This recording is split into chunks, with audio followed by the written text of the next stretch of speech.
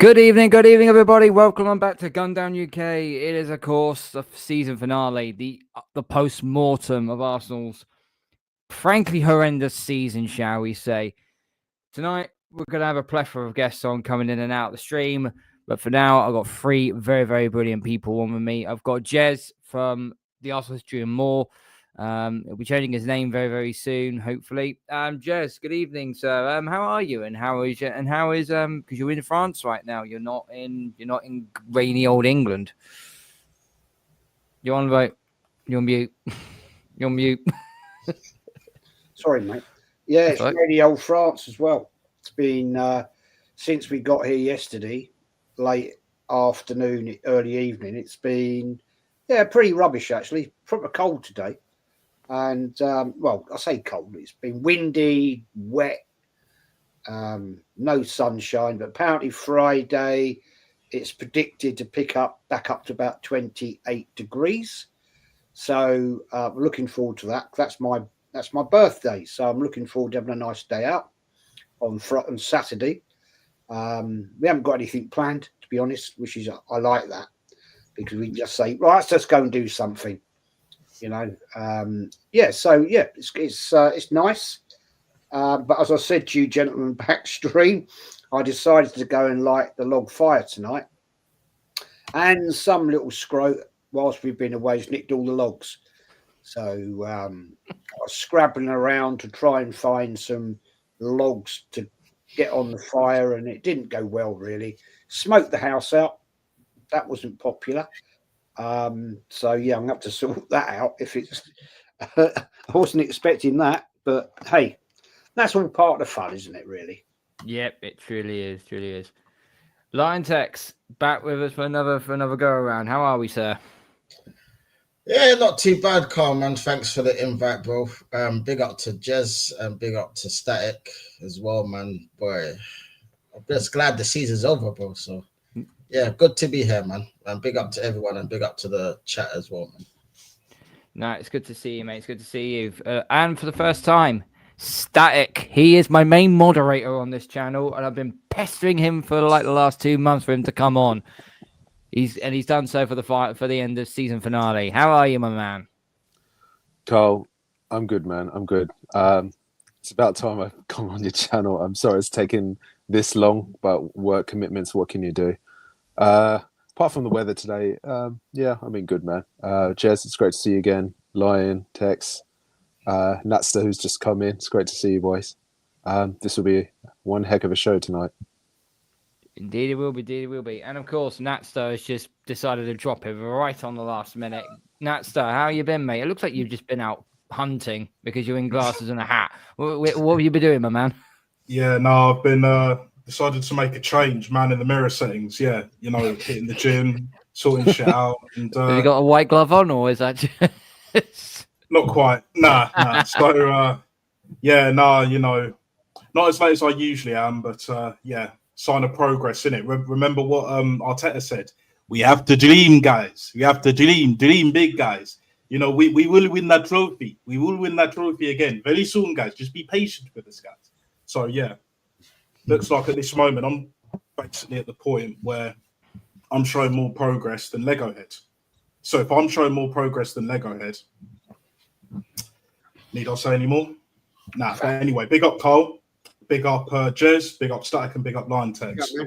You know, pleasure to be here. As always, I don't take the shit for granted. Never have, never will. So yeah, looking forward to tonight's show.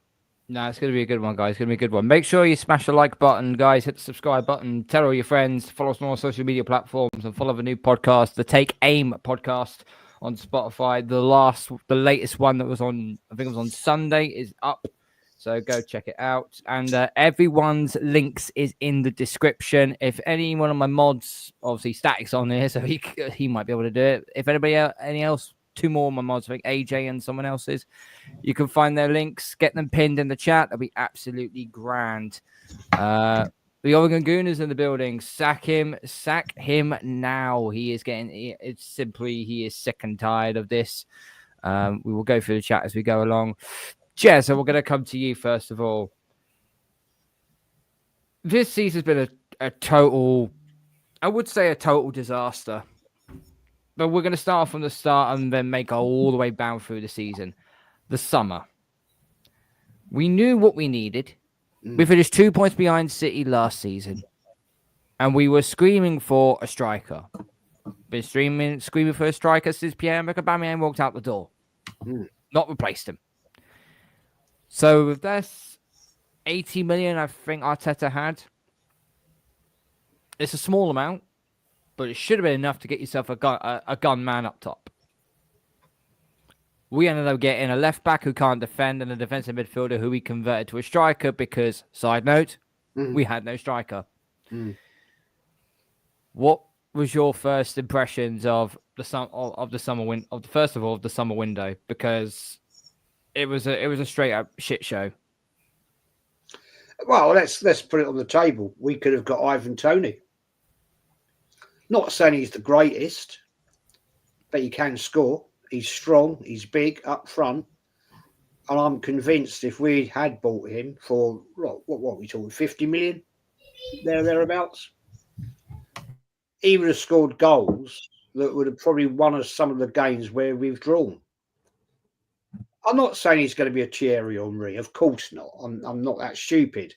But we needed that person that can actually be the fox in the box, that can nick the little goal here and there. And this manager, for 3 seasons now, hasn't done the deal. So if you want me to give you an opinion of that window, of a rating, to me, it's got to be at least maximum 2. Maximum. He knew we had a weak squad. He got rid of players that we could have used this season. Why? I question that. Why? For what reason? It's not like we need the money. We're not a poor club. We have money. Yes, all right, they've got to balance the books on wages, but hey, whose fault is that? He's let people come in here on stupid wages, dare I say it, Havertz. Stupid money a week. For what? What has he contributed? And I can't remember who it was. It's the first season, I believe, I might be wrong, but somebody did pop into a chat I was on the weekend. First season, we haven't had any players hit double digits scoring goals. So what's that tell you? And yet again, he lets players go out the door. Tierney's going back to Celtic for no money. Shocking. Personally, when that gentleman came into the club, he interacted with Martinelli. They had a great rapport with each other. Martinelli was scoring goals because he can cross the ball and Tierney was overlapping him to give him the ability to get free, to get in the box and score goals. This manager is a fraud and a fake. And sadly, unless Berta can get him out the door, we're stuck with him again. I don't trust him with any more money at all. He clearly doesn't have the ability to get the players in we need because it's his dream to do it his way. But the thing is, before I shut up, Carl, his way has failed now for 5 seasons. December will be entering his 6th year. Are we going to sit here and accept this abject failure? But unfortunately, there are way too many Arsenal fans that do accept failure. We dismiss the domestic cups now. Are we that big a club that we can afford to do that when we haven't won anything? We haven't got out of the 4th round of the FA Cup. This guy fails most of the time in the 3rd round. We went out to a 10-man team, Man United, on penalties. Shocking. Especially after what Man United have achieved this season. Nothing. We should have absolutely destroyed them. But went out to Nottingham Forest. Sorry, I lie. Newcastle United. I like Newcastle, but we should be beating them in a 2-leg semi-final. No, we couldn't do it. This man is an arrogant man, and we ain't going to change anytime soon. I'm very sorry to say that and disappoint everybody, but you know they'll get along, gang. They'll all be praising it up for the next season, and that's all I can say about it, really. They will be lording it up. They're trying to lord up every player in this summer window, but they're going to be great and so on. But I think a lot of people have said that it doesn't matter who we bring in. It looks more likely that Arteta is just going to be the same manager doing the same crap over and over again. We know that he ain't going to get the best out of players. He got given a golden opportunity to give Ethan and Wembley the minutes that he actually needed, maybe even force the position of Martin Odegaard because he's been playing absolutely god-awful this season, and instead reverted to give him 5 minutes, maybe 10 minutes coming off the bench. I think it was something like he's played like a grand total of just under 900 minutes throughout the entire season, which if you look at it, it equals to around about 11 games, roughly. That's not enough for a 17-year-old who's trying to make an impact. Static, we'll head over to you. What was your first thoughts on the window? Because obviously Calafiori was a typical player who you see him in the World Cup and you think, oh, well, he actually had a decent World Cup and so on. He goes to a big side and after that World Cup and then he falls off a cliff. Well, I don't think Calafiori was off a cliff. I think he was just on the floor still when we bought him because he was average at best. And then there's Mikel Moreno, a certain YouTuber. I think he's called Lee Gunner. Not sure. Might be. Described him as the third best midfielder for Real Sociedad. Behind Mendes, behind Zubamendi, who again we're linked with. Will we get him? God knows how long. But Moreno, I've seen him enough in midfield and he's been absolutely toilet water. Again, this manager is misprofiling players. And talk about this 180-page dossier. It just hasn't been good enough, has it, bruv? I mean, you took the words right out of my mouth, Cole. First of all, it was actually the Euros, not the World Cup that Calafiori lost. That's fine. It's all the same. But he was all right in the Euros, but like I said, I never wanted Calafiori in the first place because it's just the fact that we've already got too many defenders as it is. And the fact that we still had Zinchenko at the club, it's like, what was the point of signing him? And also, to sign him was just a waste of time. And to sign Mikel Merino as well was just another waste of time. Like the wrong players we did not need. We wasted money on both players when we clearly needed a striker as well as another winger to compete with Saka as well as at least a 10. Because Odegaard, I'm sorry, he is not a 10. He's an 8. He's not consistent enough to be a playmaker at a 10 from what I've seen. And I've seen compared to, for example, James Maddison. Now, I'm not saying we're going to get James Maddison, but obviously, if I could always compare Odegaard and Maddison and just two very different players, and I think that's Rashid. But yeah, just the transfer window itself, I personally gave it 0 out of 10, and I still stick with it because, like I said, we didn't do what was required to to go for the league this season. We failed yet again. He did fail. Northside and Rashid have just arrived into the building. Good evening, gentlemen. Hope you two are good. We'll get to you as soon as we can. Lion Tex, we're going to start off with the first little part of the season, okay? You can always tell from a team how they think they're going to do by setting the tone in their first 1 or 2 games. That Wolverhampton game was, we won 2-0, but the scoreline literally covered up the performance that it was. It was mediocre. It was mediocre. It was depressing, and we kind of looked at it and gone, "We're not in for a title race here." And Matty Southern Gouda, big up to Matty. He said it from day one. He said we're in a top 4 race, not a title race. Yeah. Yeah, that's the thing, Carl. Like, I said the same thing from like the end of last season. I was saying that we ain't gonna achieve nothing with this manager. Because at the end of the day, yeah, this manager is just not good enough, bro. And we saw by the summer, yeah, we needed a striker. Man's buying 2 defenders, well, defensive players, and out of form fucking Sterling, who Chelsea didn't even want. And that was a panic buy because we flipping left it so long without signing any players, bruv. We wasted the whole of that summer, doing jack shit, bruv. And then we're surprised when the season goes where it is. We all knew that injuries was going to come. You know what I mean? Ben White was playing with an injury for the first 3 months, bruv. And Arteta knows all of this, because he came out in his post-match the other day saying about Timber that, he's been injured for weeks. So why the fuck are you playing him then?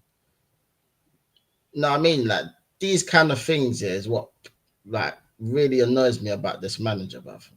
That's why I don't want him here, bruv, because he's not good enough, bro. He is not good enough.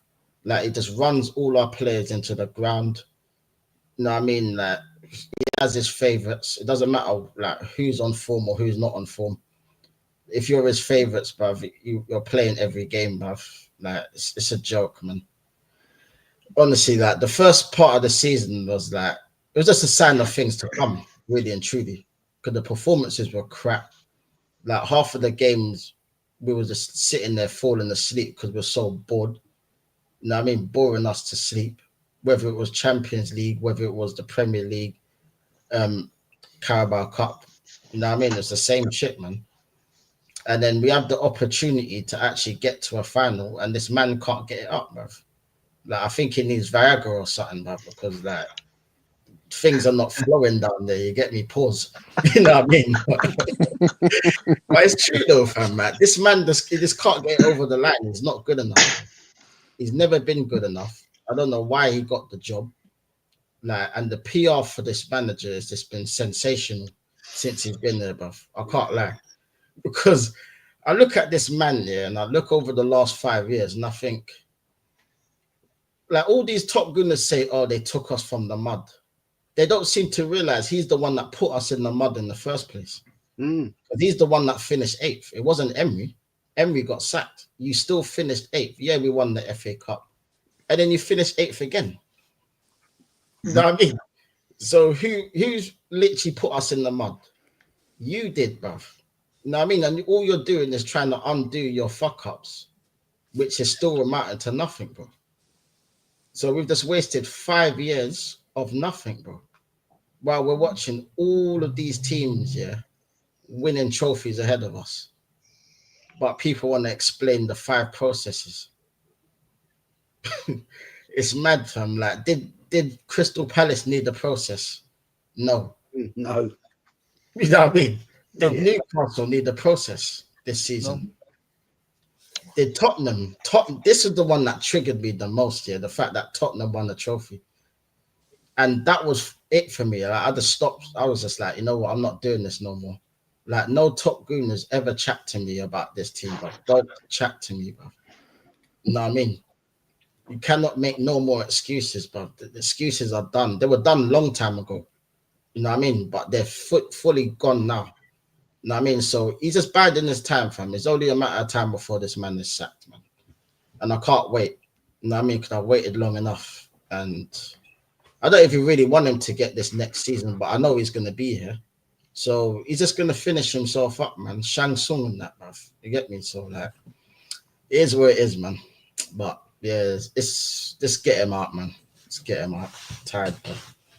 Yep, I think we're all in the same boat as you, mate. Andy G's put in a very good comment here. Did you see how much money the club is getting for finishing second? I think it was something on the region of about 187 million, I think. That was what they were getting in their winnings, which if that is the case, then we should be using that towards getting better players. But we know where that money's going to end up going, don't we? It's going to end up in the Cronky's back pocket. It was going to end up going to the new added additions to the Emirates Stadium, making it bigger and so on. But we'll get to Reshi in a minute. Nat Star, big up, man. Hope you're well. There's been some excuses from the top gooners and so on regarding of injuries, red cards, dodgy VAR decisions. There's a lot of people have been saying, "Oh, it's all to do with that," that's their copium and so on. I'm about to debunk this theory right now, so I'm going to bring something up here, and I want your say on it. Sorry if I cover anybody's faces in this one.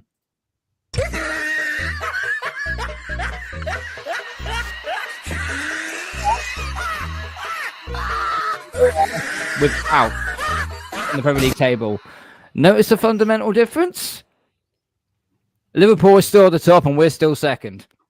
Mhm. So please, Natstar, mud them. Well, guys, it is the history of the Asna. Apparently we are the only team that is flooded with injuries. The whole footballing world's against us. Do you know what I mean? Like, it's ridiculous. It's like no other team on the planet, never mind in Europe, has as many injuries, has as many suspensions, has as many refereeing decisions go against us than us. Why always Arsenal? Do you know what I'm saying? Victimhood FC, bro. Do you know what I'm saying? Never mind no pressure FC. We are victim FC, bro. Always the bridesmaid, never the bride. Remember that one, guys? Remember that? Yeah. So back once again for the Renegade Master and all of that. Like, for me, doesn't shock me. But then looking at this table right now, you know what they're going to say, guys? You know what they're going to say, right? Oh, but if we got like an extra win with that in mind, then we would have won the league. Well, no.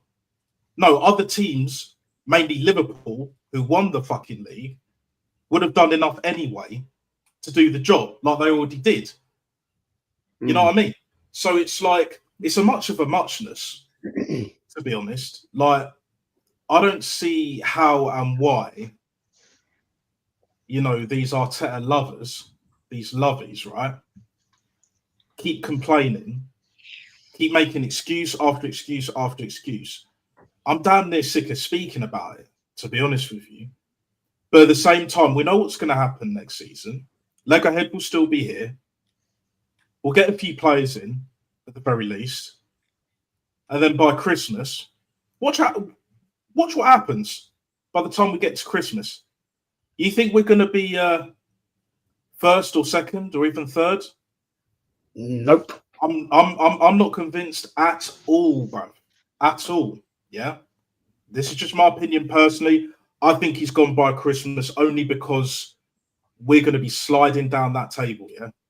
Best believe that. And he'll probably get another year, another season. But I just want this fucking fraud, this scumbag out of the football club. We will not move on. We will not get to where we need to be. No progression. No, it takes time. No dreaming, Martin Luther King settings and all of that. No. It's trophies now. It is literally win or fuck off because we are all tired of this shit. People in the chat, everyone on the panel, this is what it's about. When you have the likes of Palace, when you have the likes of Newcastle, fucking Tottenham, all winning this season. Chelsea could win tomorrow night. Liverpool won the title. That's potentially 5 teams, definitely 4 already. Like, when is it going to end? Like, at what point do these bullshitters, these clout chasers, realize that, look, enough is enough? This has gone way too far. It's like a bad joke being told over and over and over again, rinsing the hell out of that shit. And then now, what? We're just going to hope and see what happens. Like, look at them players. After Newcastle, after Southampton, they've already clocked out. You think they're going to turn up next season? Arteta's been there damn near 6 years.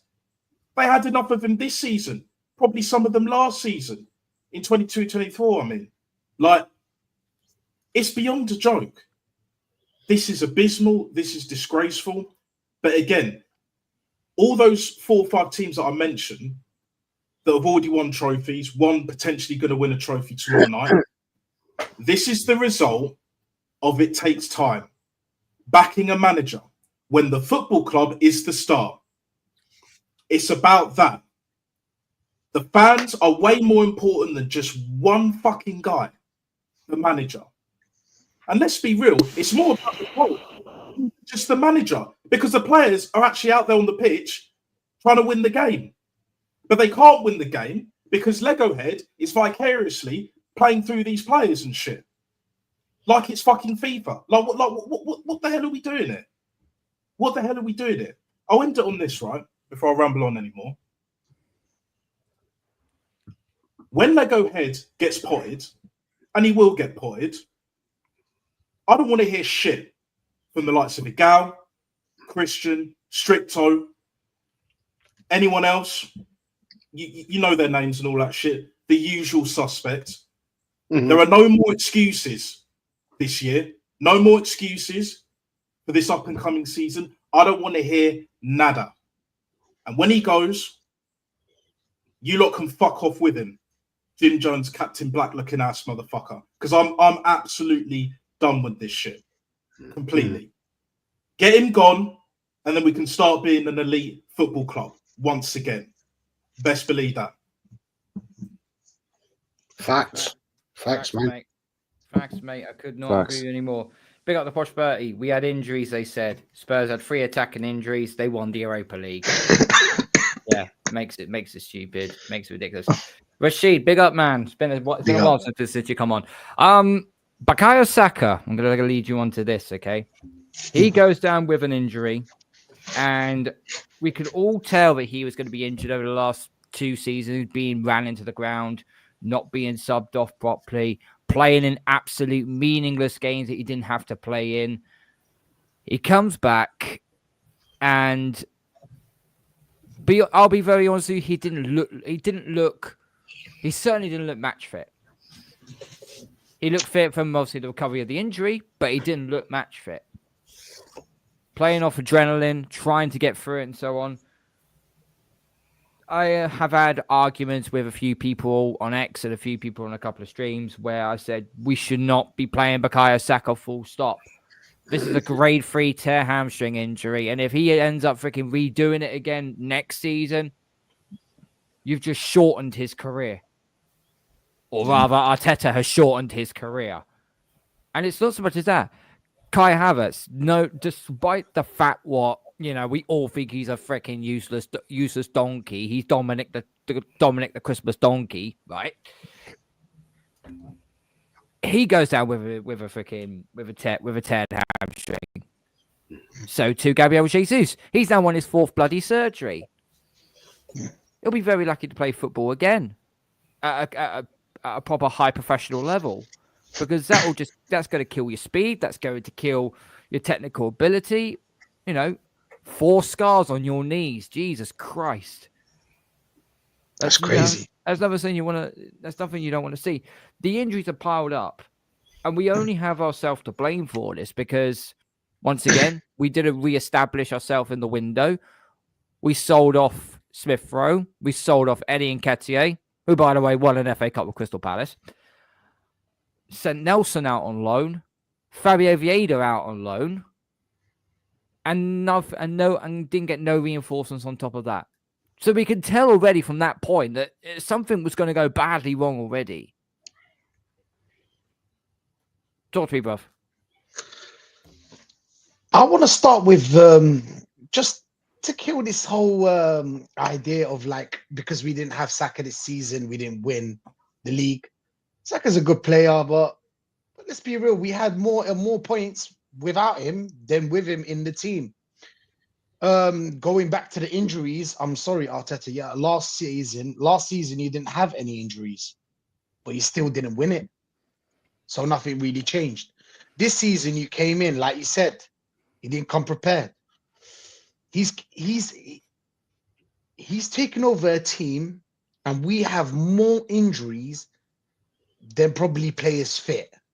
You've got Timber out with an injury as well. Declan Rice. These players are never going to be the same.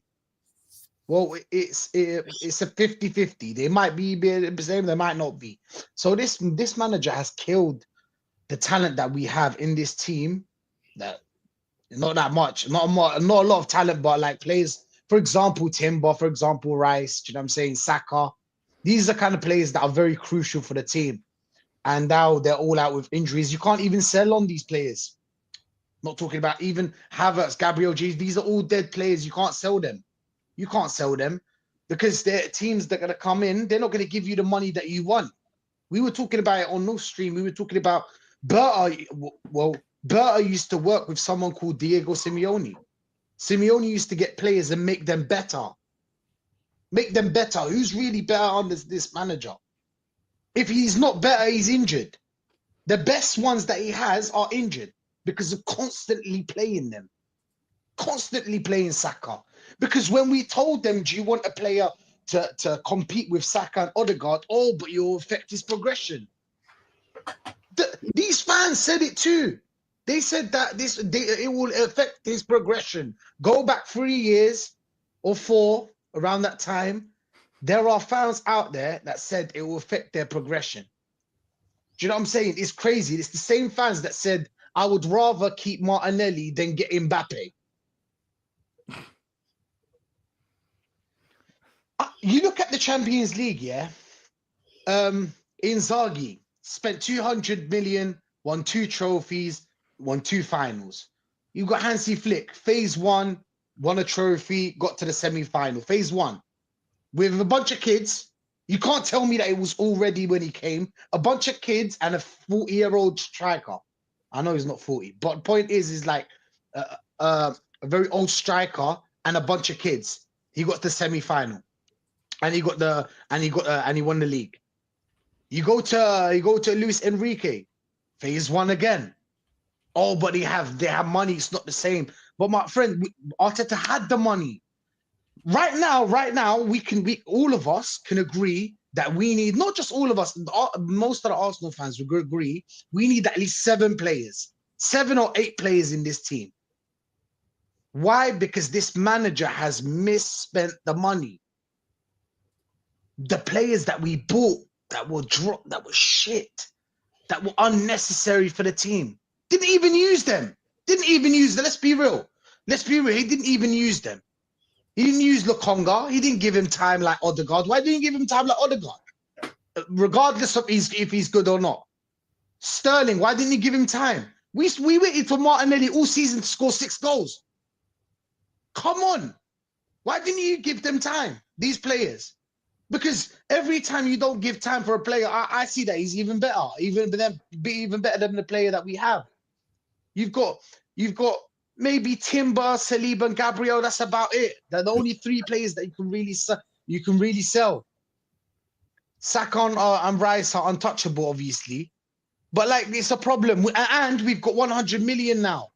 I know that people are saying, "Oh no." I think it's true. I'll be real. I think it's true. I've seen it before. 100 mil. That's what we got. Because when they were asked about Rodrigo, that was won everything. 100. All they needed is his package was like 100 million. Oh, that's too much to spend. Oh, is that too much to spend? How are you gonna buy us Gyökeres? How are you gonna buy us Leao?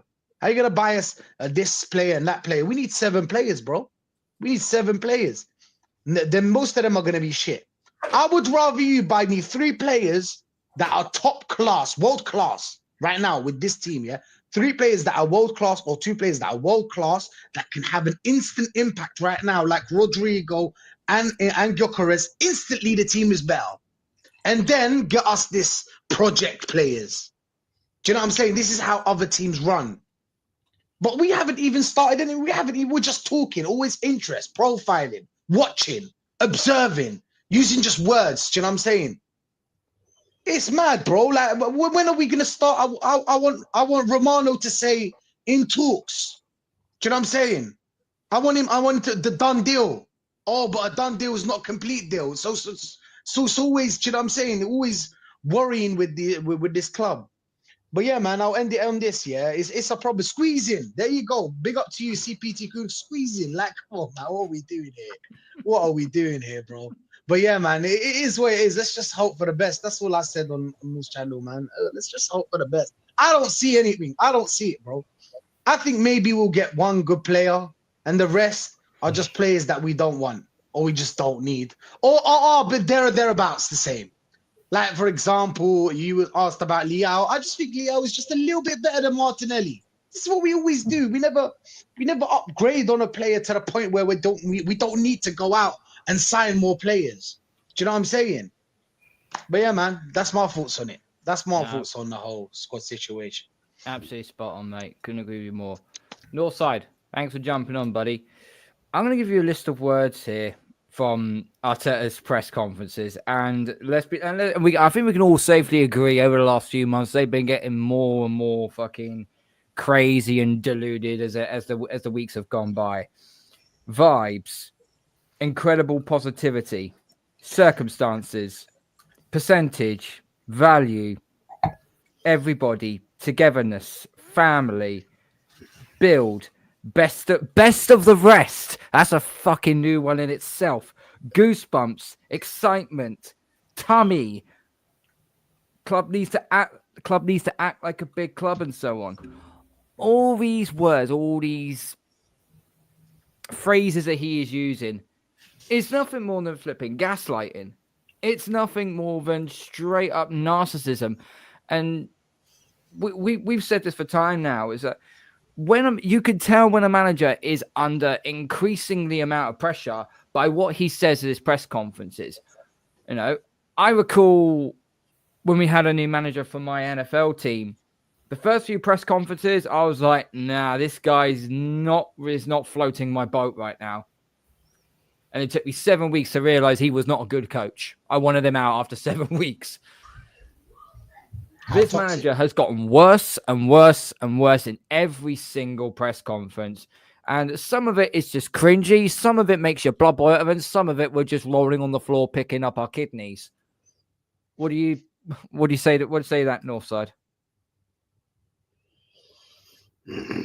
He can add the word loser to his list of words. Because that's all it really translates into. Loser. You're a loser. You know, and the thing, you look at Arsenal, you're like, what are we? What are we? Because everyone of my generation from the 90s, we were known to play good football. We unearthed really good players. We were at the forefront of getting a lot of players, French players, into this league. We could see value in players, you know, some teams overlooked or didn't want to give enough chances, like Thierry Henry. And the type of players we used to bring in, we saw Man City get into money, going and getting our best players, Clichy and players like that. Those are the kind of clubs like Chelsea, Man City, Barcelona. They used to come to Arsenal and try and take our best players. That was the level of the players that we used to recruit. That was the type of level of players that clubs went. We had a striker that Fergie said, you know what, I need that striker to win the league. Is any of the top teams right now take any of our strikers? Any of our midfield, could any of them replicate what Wilshere done against Barcelona? Cooking that Barcelona team by himself. Can any of our midfielders do what Alex Song did when we got rid of Fabregas and he was holding it down as a DM, holding it down and creating opportunities and cooking? Has any of our strikers got the ability, the striking ability of Podolski? Has any of our wingers got the ability to take the game by the scruff of the neck like Alexis Sanchez? Is any of our wingers on the same level as Antonio Reyes or Pires? Are they? I don't think so. This club is not, even like I said, even from my generation, it's not what it used to be. We don't play the best football in the league. We don't scout players and make them genuine world-class or top players. We don't have we no longer have a an academy and a bench that we can use in the cup games just to get us to the quarterfinals, semi-finals before we even need to rotate. This is what we used to be like in my generation anyway, as far as I can remember. That's what we used to be. David Bentley didn't make it at Arsenal. No one gave a shit. Miachi didn't make it at Arsenal. No one gave a shit. No one cared. You're either good enough or not good enough. Carlos Vela didn't make it at Arsenal. No one cares. Sell him to La Liga. Not good enough. Bentner, you're not of the level. Goodbye. Sonogo, you're not of the level. Goodbye. No one cares. Goodbye. See you later. See you later. Now what are we? What are we known for? We're not even known for winning cups anymore. We're not even known for that. And that weren't good enough. What are we? I don't know what we are. We used to play Barcelona-esque football. We used to play amazing football. You'd want to replicate it. But we'd win trophies as well. Now, what are we? We can't. When's the last time we got a manager ahead of the curb? Let's even be real. Even when we got Unai Emery, that was still thinking small because he's only a specialist at winning, European Cup. And I'd still take Unai Emery, but he's not guaranteed to win your Prem. He's not guaranteed to win your Champions League. So we're not ahead of the curve of identifying managers. We're not ahead of the curve of identifying talent around Europe. We're not ahead of the curve in terms of play style. We're not great sellers. We don't sell our assets well here. What we known for here? Literally merchandise and bottling league titles. This club, it's just a facade. So this manager can talk all this crap about transmit and showing teeth and all this crap I hear him talking about. No one cares, man. No one cares. Just win us trophies. I never saw the George Graham era. But you know what? I'll take that if it means I win trophies. We're sitting here again and we're seeing once again, before I finish, we're linked to Mbeumo, we're linked to Mitoma, we're linked to Gyökeres, we're linked to Sesko, we're linked to all these players once again. We got Berta now. Some people in the chat are saying, oh, Rashid, this ain't Football Manager. Okay, so why are you gassing up Berta then? Because on one thing, you're talking about Berta's gonna sort everything out. So then we're giving our requirements as to Jez wants this player, Rashid wants this, Aaron wants this, Carl wants this. But then you're telling us it's not Football Manager. Why are you hyping us Berta then? Either he can get the job done or he can't, innit? Either he's good at getting deals done or he ain't. It's almost like they're gassing it up, but then as soon as we're putting expectation, then they're like, calm down, guys, calm down. You know what I mean? Don't ask for too much. Ain't Football Manager. What do you not want? You want the best thing. You gas up this manager being the best in class. You tell us Berta's an amazing sporting director. You're telling us that we got all this money to spend. The owners are behind the project. You tell us that we've got all these great youngsters. As soon as we start applying pressure, well, hold on. Relax. It takes time. There's context and there's situations that were out of our hands. VAR, the referee. Bro, I don't get it. Either you're behind this, yeah? Either you're going to get... No, man is saying Northside football isn't simple. It's only complicated for us. It's only complicated for us. Yeah. Because at the end of the day, you can't gas every aspect of this club. Manager, player, sporting director, everything. And then when we have expectations, all of a sudden, yeah? Oh, no. You guys are asking for too much. Oh, you guys think it's easy. You guys... Okay, but which one is it then? Are we ready to be winners or we're not ready to be winners? Is this project going to lead to trophies or is it not? It's always half-hearted with this fan base. Gas it up. And then when we want results, well, let's look at the market. It's not easy to sign players. Well, it's easy for us to sign duds. It's easy for us to sign duds. So why is it easy to sign duds and not easy enough to sign top players? I'm tired of it. I'm tired of the rubbish. I'm tired of the excuses. And for me, bro, like I'm just not putting too much energy into this transfer window because it's just very like Arsenal for Arteta to speak it up, the club to speak up, all this rubbish and for us to underdeliver. So I don't know. I just want Arteta gone. And the biggest embarrassment is Ange actually had the balls to say, I win trophies. Something that this manager's had 5 years has not had the balls to say. I win trophies. And he told them when they're going to expect a trophy. Year 2, I win trophies. That's gutsy. You got to respect that. You got to respect Ange for saying that. I win, bro. Not, but context, but because Arteta's been saying, yeah, but we're so close and we're almost there and we get there and people think, oh, it's not good enough. It's not good enough. Bro, stop being a coward. Tell us when we're supposed to expect a trophy. Ange said it. They called him a clown. They mocked him. They took the piss. Even I took the piss. Delivered. I respect that, man. I respect that. He's like, yeah, you may not believe in me. I'm going to get the job done. Even at Spurs, I'm going to get the job done. I'm going to tell you when and I deliver. As much as I hate Spurs, I got to respect Ange for that. Because he showed that, yo, I don't care. I'm going to deliver. You know what I mean? And you got to respect that. This manager is always avoiding of, Mikel, do you need a striker? Oh, internal solutions. Look how good Havertz looks in training. Look at his thighs. Look at his biceps. Look at his hips. All this bullshit. It's too simplistic. It's true. Bro, what he told one journalist, oh, did you see him? Oh, he bulked up. Oh, it's incredible, guys. Incredible, guys. Yeah. Oh, shut up, man. You talk about a man like this. Batty man. Batty man. I'm just going to call it for his batty man. I'll never be looking at a guy. You'll never catch me looking at a guy going, oh, look at the hips. Look at the thighs. Look at the, oh, my days. Look how body's incredible. My days. Oh, bro, I'm telling you, Arteta, if bro, he came to my granddad's house talking like that, he would have got cast. It's not looking good, bruv.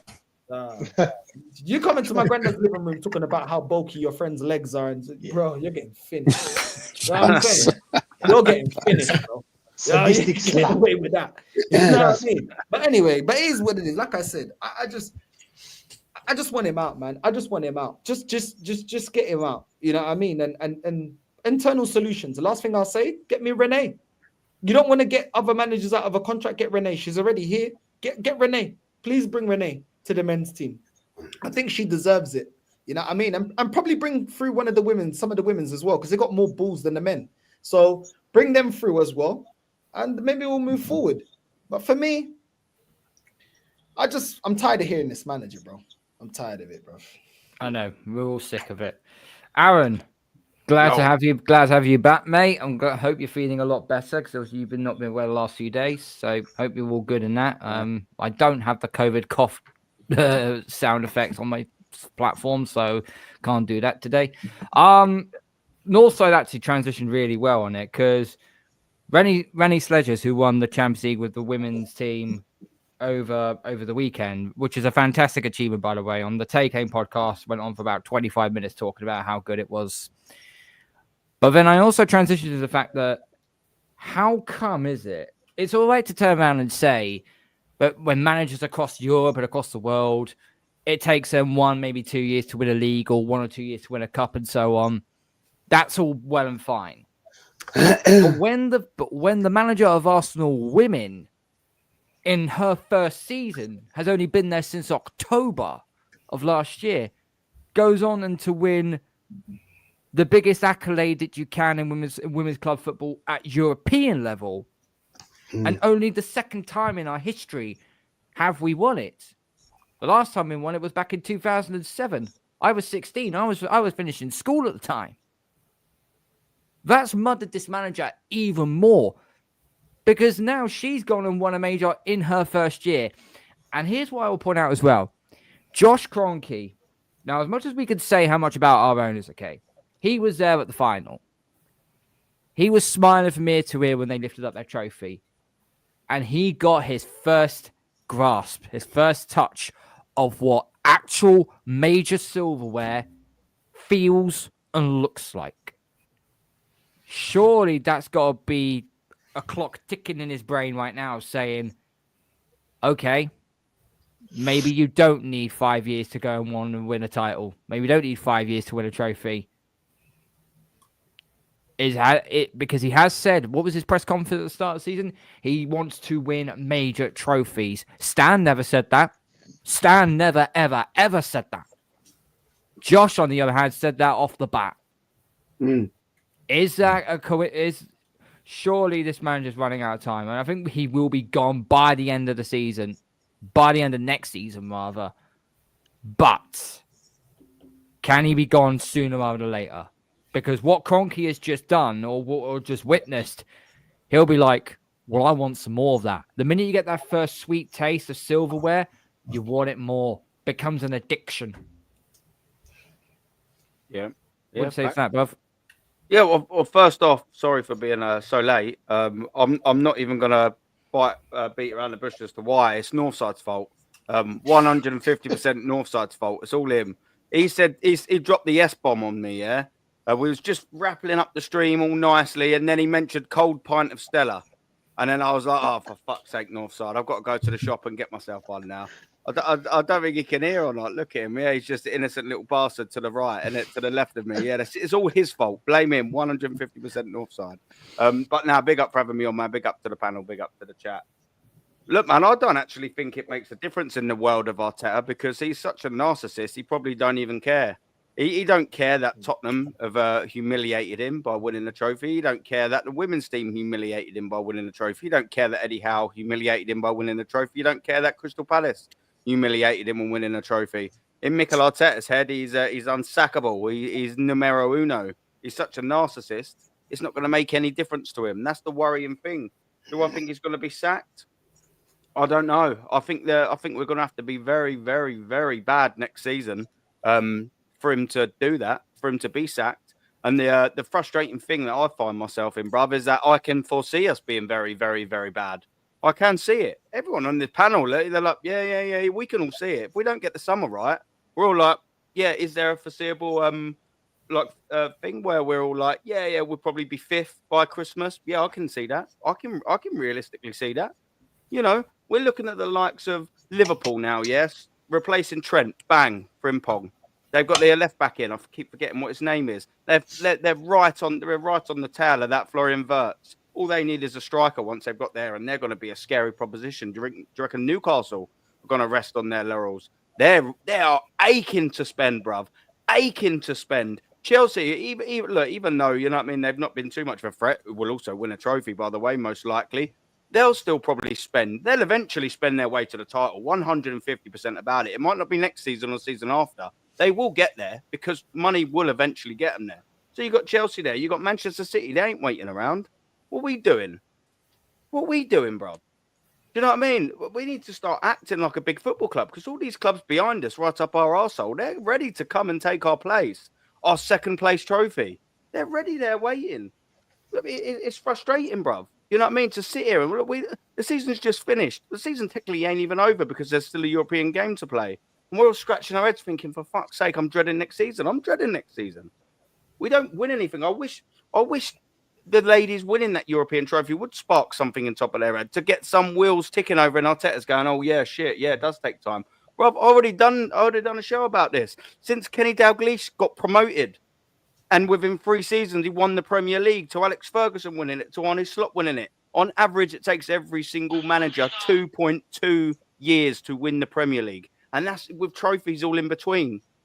We're at 5.5 under Mikel Arteta, and we're nowhere near fucking closer. In fact, we're getting further away from it. How do I know we're getting further away from it? Because we've won 8 games less than we have last season. We've drew 9 more games than we did last season. That's ridiculous. We've scored 22 goals less than we did last season. We've conceded 5 more than we did last season. We've got 27 worse off goal difference. We've got 15 points less than we did at this stage last season on 38. We're 8 points off further away from the league winners than we was. We're regressing in every single metric. Every single one of them. But not even just like, oh, we're 1 point behind or 2 goals here, 2 goals there. Some of them are 20s. They're in their 20s. That's a fucking drop-off. That's not 5 or 6 goals. Like the defence, you could say, oh, yeah, 29 conceded last year, 34 conceded this year. You know, it's still not better, but it's mere. The goal's 22 less. 15 points less than last season. This ain't no tiny little gap. That's a fucking landslide. That's regression. That is proper regression. Look at us getting humiliated. We found out that we are at best 150% at best a quarterfinal side. Do you know why we're at best a quarter-final side? Because we got taken the fucking piss out of in every single leg that we had. Newcastle home 2-0 took the piss out of us. Away 2-0 took the piss out of us. PSG 1-0 took the piss out of us. PSG again took the piss out of us. In all games, all 4 lost. Never really in any of them ties. If you added up that 360 minutes of them whole 4 games, we were probably in the tie for about 10 of them. It's ridiculous. And we're expecting to sit there and now go, oh, yeah, just because Berta's come in the door. Just because Berta's what? He ain't done anything yet. Granted, it's only 27th of May, but we've still only got from the 27th of May to work with. And guess what? We've also got the last 5 years. And the last 5 years are shit. The last 5 years are terrible. They're not anywhere near where good enough. I mean, bro, to answer your question, I just think Mikel Arteta only thinks about Mikel Arteta. I don't think he cares about anyone else but Mikel Arteta. And do you know what the problem is with Mikel Arteta is? He don't learn. It takes him too long to learn if he does. And we'll just be walking into the same old shit next season. Because whilst he might have better players to play with, once Berta comes through the door, fingers crossed, he's still going to be the same useless shit manager. And that is just fact. And I bloody pray that his sacking is sooner rather than later, because this club will always, always, always be strained and pulled backwards while this prick's in charge of this football club. It's fact. Sorry for going on. Only one way to say that. You were spot on there, bud. Spot on there. Frustrating. No, it's frustrating. It is completely frustrating. I've got some star chats to go through here. Aaron, you're not even streaming on your channel yet, and you're still getting some money. What's that? You had a couple of super chats that's come through on my thing here, and it's actually. I don't think they're on mine. Well, they came through my list here, and I signed it, and then it's like gone through. Okay, there was just two super chats of £2 each, so whatever. Although Jams was doing it again, predictions for 25, 26. I'm like, yeah, okay, whatever. Mate. One for me and one for Jez. One for you, one for Jez. Yeah, that sounds about right. Yeah. Don't send super chats on here for me. It's not my channel. Don't do it. Yeah. Please. No. It's not my channel. No, don't worry, guys. Don't worry. Oregon. So, Dow's in the building. Sack him now, as we already said. Some are so guilty. Said embarrassing. Colt taking over Arteta in successful season, according to AFTV. I mean, what we. It's getting stupid now because it is turning into a cult. What once is a following, it has now become a cult, and it's getting stupid. Why our fans also want every player the media mentions? Do we know any other player? Northside, I've jumped on your bench on your side of thing by saying, why don't we get Pavlidis? He's certainly a better technical player than Gyökeres, and he's got more to his game than Gyökeres has, and he will better suit our style better than Gyökeres will. But because he banged in nearly 50 plus fucking GA and whatnot, that's what these fans want. I mean, don't get me wrong. I think Gyökeres, it is a very, very, very good player. You put him alongside Isak at Newcastle, then you got a two-headed monster to deal with. That'll be perfect for him. That'll be absolutely perfect for him. He comes to us, he might struggle. Oshman versus that Portuguese league. Coventry man is not even a debate, but everyone wants him for us for big money.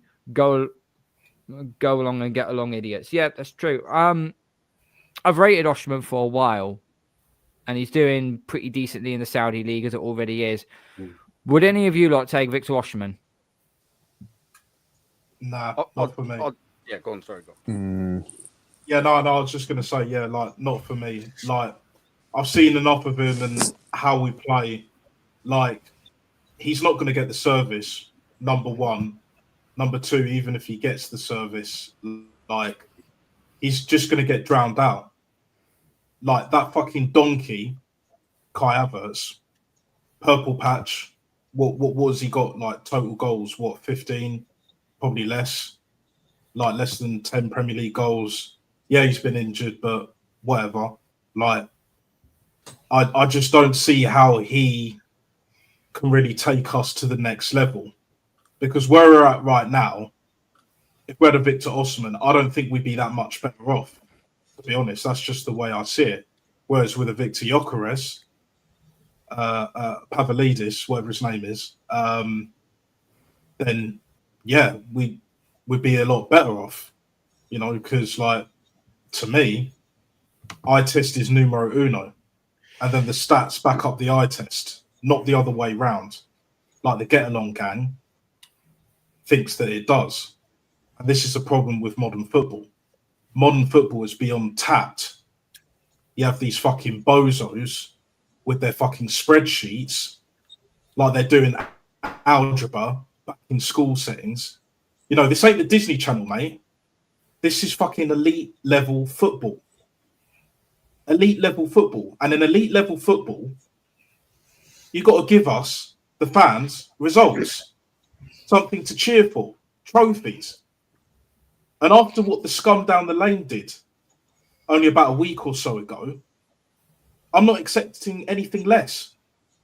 I'm really not. You know, how many of these players do you honest, think we actually get? These players we're linked to, right? How many do you think we'll actually get? Sorry to interrupt you, man, but that's an important point. Look, this has gone on for way, way too long, for season after season after season. Happened under Wenger. How many of them? Osimhen, Gyökeres, Sesko. How many of them do you actually think? Zupermendi. How many do you think you're actually going to get? Jez, I can answer that. I think we're worst going to case, get like a few, Jez, like 2 or 3. Worst case, yeah, boys, sorry, worst case scenario. Yes, it's right. Worst case scenario, boys, will probably get a maximum of 4 players, and that's still not enough. Yeah, but how many of them do you think we'd get? One, Sesko. Maybe one. Yeah, I'd One say or two. that. One or I'd two, say- Jez. I'd say that. No way. No way to. They would never put that kind of Probably money. one. It already told us. Rodrigo is too expensive. Let's put the cards on the table. Right, I've been saying this for a long time, over a season. There comes a point in time where a manager becomes notorious. And players that have come in and players that have left, we can name. Aubameyang, lack of threat and all that lot, right? They talk to other players. They're all in an elite club.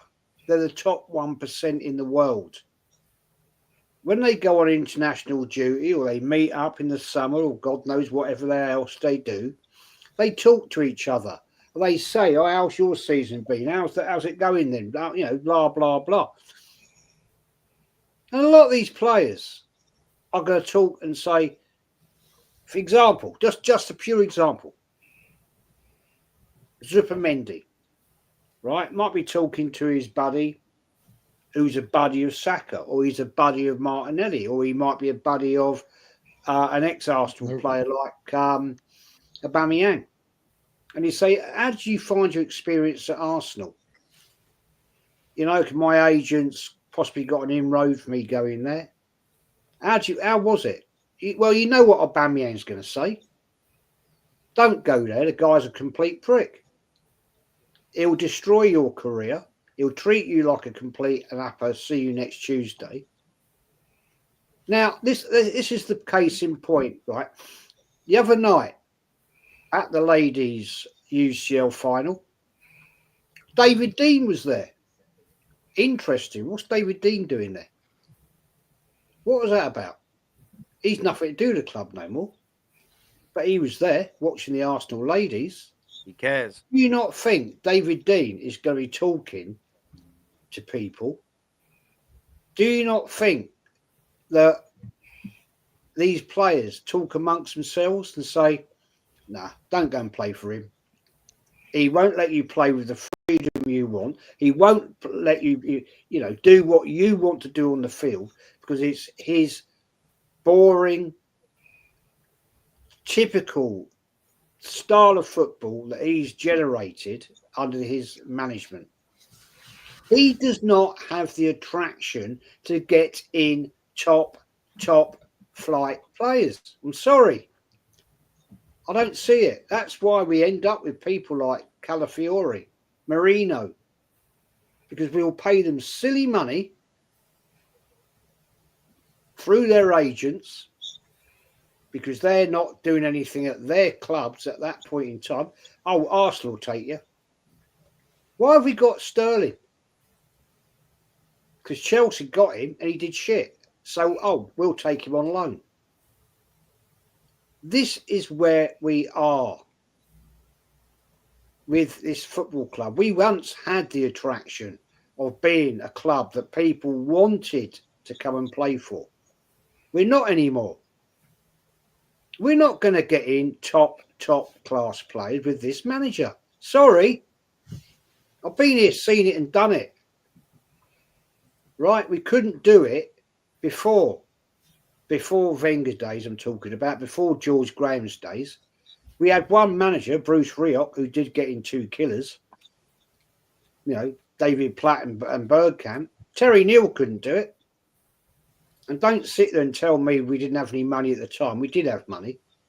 We just didn't have the attraction. Mm-hmm. Liverpool were the big team. People wanted to go to Liverpool. People wanted to go to Man United, not Arsenal. And this guy, Arteta, I'm sorry to disappoint anybody out there. I'm right. I've seen it. He ain't going to get the top flight in unless you go and pay absolutely stupid money. And once again, we're in a trouble situation, paying 350 bags a week for a player that's going to come here and go, fucking brilliant. 300 bags a week. Wow. Happy days, man. Do you remember Ozil? Remember what happened with him? Yep. Yeah. 300,000 a week. What did he do? Nothing. Because we have management. The only difference I see personally, before I shut up, is Andrea Berta will have the commanding hold of the reins and say, well, we ain't doing that, boys. But we can get this bloke in. We can get this bloke in. And we'll see how far Arteta can go. And if he's capitulating by Christmas, he's out the door. I'll tell you now, that's what will happen. No, Absolutely facts, mate. Absolutely facts. This comment makes me laugh. Arsenal should sign Mason Mount. Get that. You can stick that scrub where the sun don't shine, mate. There's no way. Jesus. No. I don't want that bozo anywhere near my club, frankly. AFC always, big up, mate. Hope you're well. Make sure everyone's links are pinned in the chat. If you can, please, bruv. That'll be absolutely brilliant. Obviously, touchline facts and Northside raid. So big up to Northside. Thank you for the raid, mate. Much appreciated. AFC 87 put, apparently Arsenal offered a 5-year deal for Gyökeres. Cool. Have they triggered the release clause? No, they haven't. So doesn't make a blind a bit of difference, frankly. No. Box form court cutter, Arteta in, league title coming next season. Okay, whatever, mate. Much appreciated. Question to you, Jez. Being the elder statesman of the panel, what has changed between the Highbury Arsenal and the Emirates Arsenal? Way too much, mate. Highbury had an atmosphere. And football, in fairness, back then was different. It was pretty much community football. Arsenal weren't a brand. You know, we had a proper badge. That one. You know, one of history. When we moved from Highbury, when the Emirates was being built, loads of us were saying the club's going to be done. It's going to be finished. And I'm sorry, the Emirates is a fishbowl. And it's proven now that I would say, Aaron will know, you go, I would say 70%, maybe more, are not local fans anymore. Hence, when it comes to like 10 minutes before the end of the game, fans are walking out the door. they want to get in the train to hook off out to the Shires, which I find laughable personally, especially when it's a 3 o'clock kickoff. But the club died, man, when we left Highbury, because it had such history, had such an atmosphere. Any point in the ground, if you'd never been there, it is something special. It was a tight-knit ground. It was a small ground, admittedly. There's no way you could get... Well, actually, that's not true. I was going to say something there. I've been at Highbury when there's been 54,000 for Tottenham games and Man United games back in the 70s and 80s. Was it standing, was it, Jez? Not all standing, but he had the upper and west, the upper west and upper east. But the bottom half was all terracing. And you were like that. Swear down. And it was not a nice, pleasant. It was a bit... I can only imagine what must have happened at Hillsborough. Must have been horrific. But it was not a nice atmosphere. When you got 38,000 in the North Bank, because there was no real health and safety then, to be honest. And it was not a nice time. And those sort of Man United Tottenham games were a bit of a nightmare, because originally the capacity was 42,000. Then they reduced it. But in the 70s and 80s, you used to get, bad times. I mean, it was uncomfortable. That's why I was told you the stories before. You couldn't get to the toilets, man. People would piss down your leg. I remember you telling me that before. Leave covered in piss. Yeah, and then the front, at the end of the game, the gully down the front, that'd be just full of piss. And you can see it running down the bloody terrace. But I bet it fucking stank just sometimes, isn't it? Come on, man, yeah. The North Bank toilets back then were disgusting anyway. You didn't even want to go in there. They're not much better now, Jazz. I'm not going to lie, mate. I don't know when the last time you've been. I know you give up your season ticket about 8 or so. Yeah. But they're not that great now. I'm not going to lie to you, mate. They're probably not as bad. I've got no reference point, but they ain't great now either, bruv. No, but football's moved on. Unfortunately, for the worst in my opinion, to answer that question, football's moved on to the worst for atmosphere. Highbury had the atmosphere. The Emirates, to me, hasn't. But I think I was never going to like it because I've gone to Highbury for so long. It's like moving home, and you think, nah, I don't like this house. You know what I mean? Do you get it? Do you understand what I mean? Living around the area, knew so many people that went to the games. It used to take me half an hour. There's no word of a lie. From my mum's house, my mum and dad's in Avenel Road, to get up Avenel Road into the concourse on the North Bank. It took me half an hour. You'd end up talking to people. Chatting away. Then you'd have a bag of chips from a street vendor or a hot dog or whatever, and you end up chatting and all that. That was proper football, man. How much back in the day for a burger and chips? So I know how much it is now. It's about 13 bloody quid, even just from the vendor outside. How much was it back in the day? A little cheeky burger and chips. Probably early mid 80s. Probably about $3.75, something like that.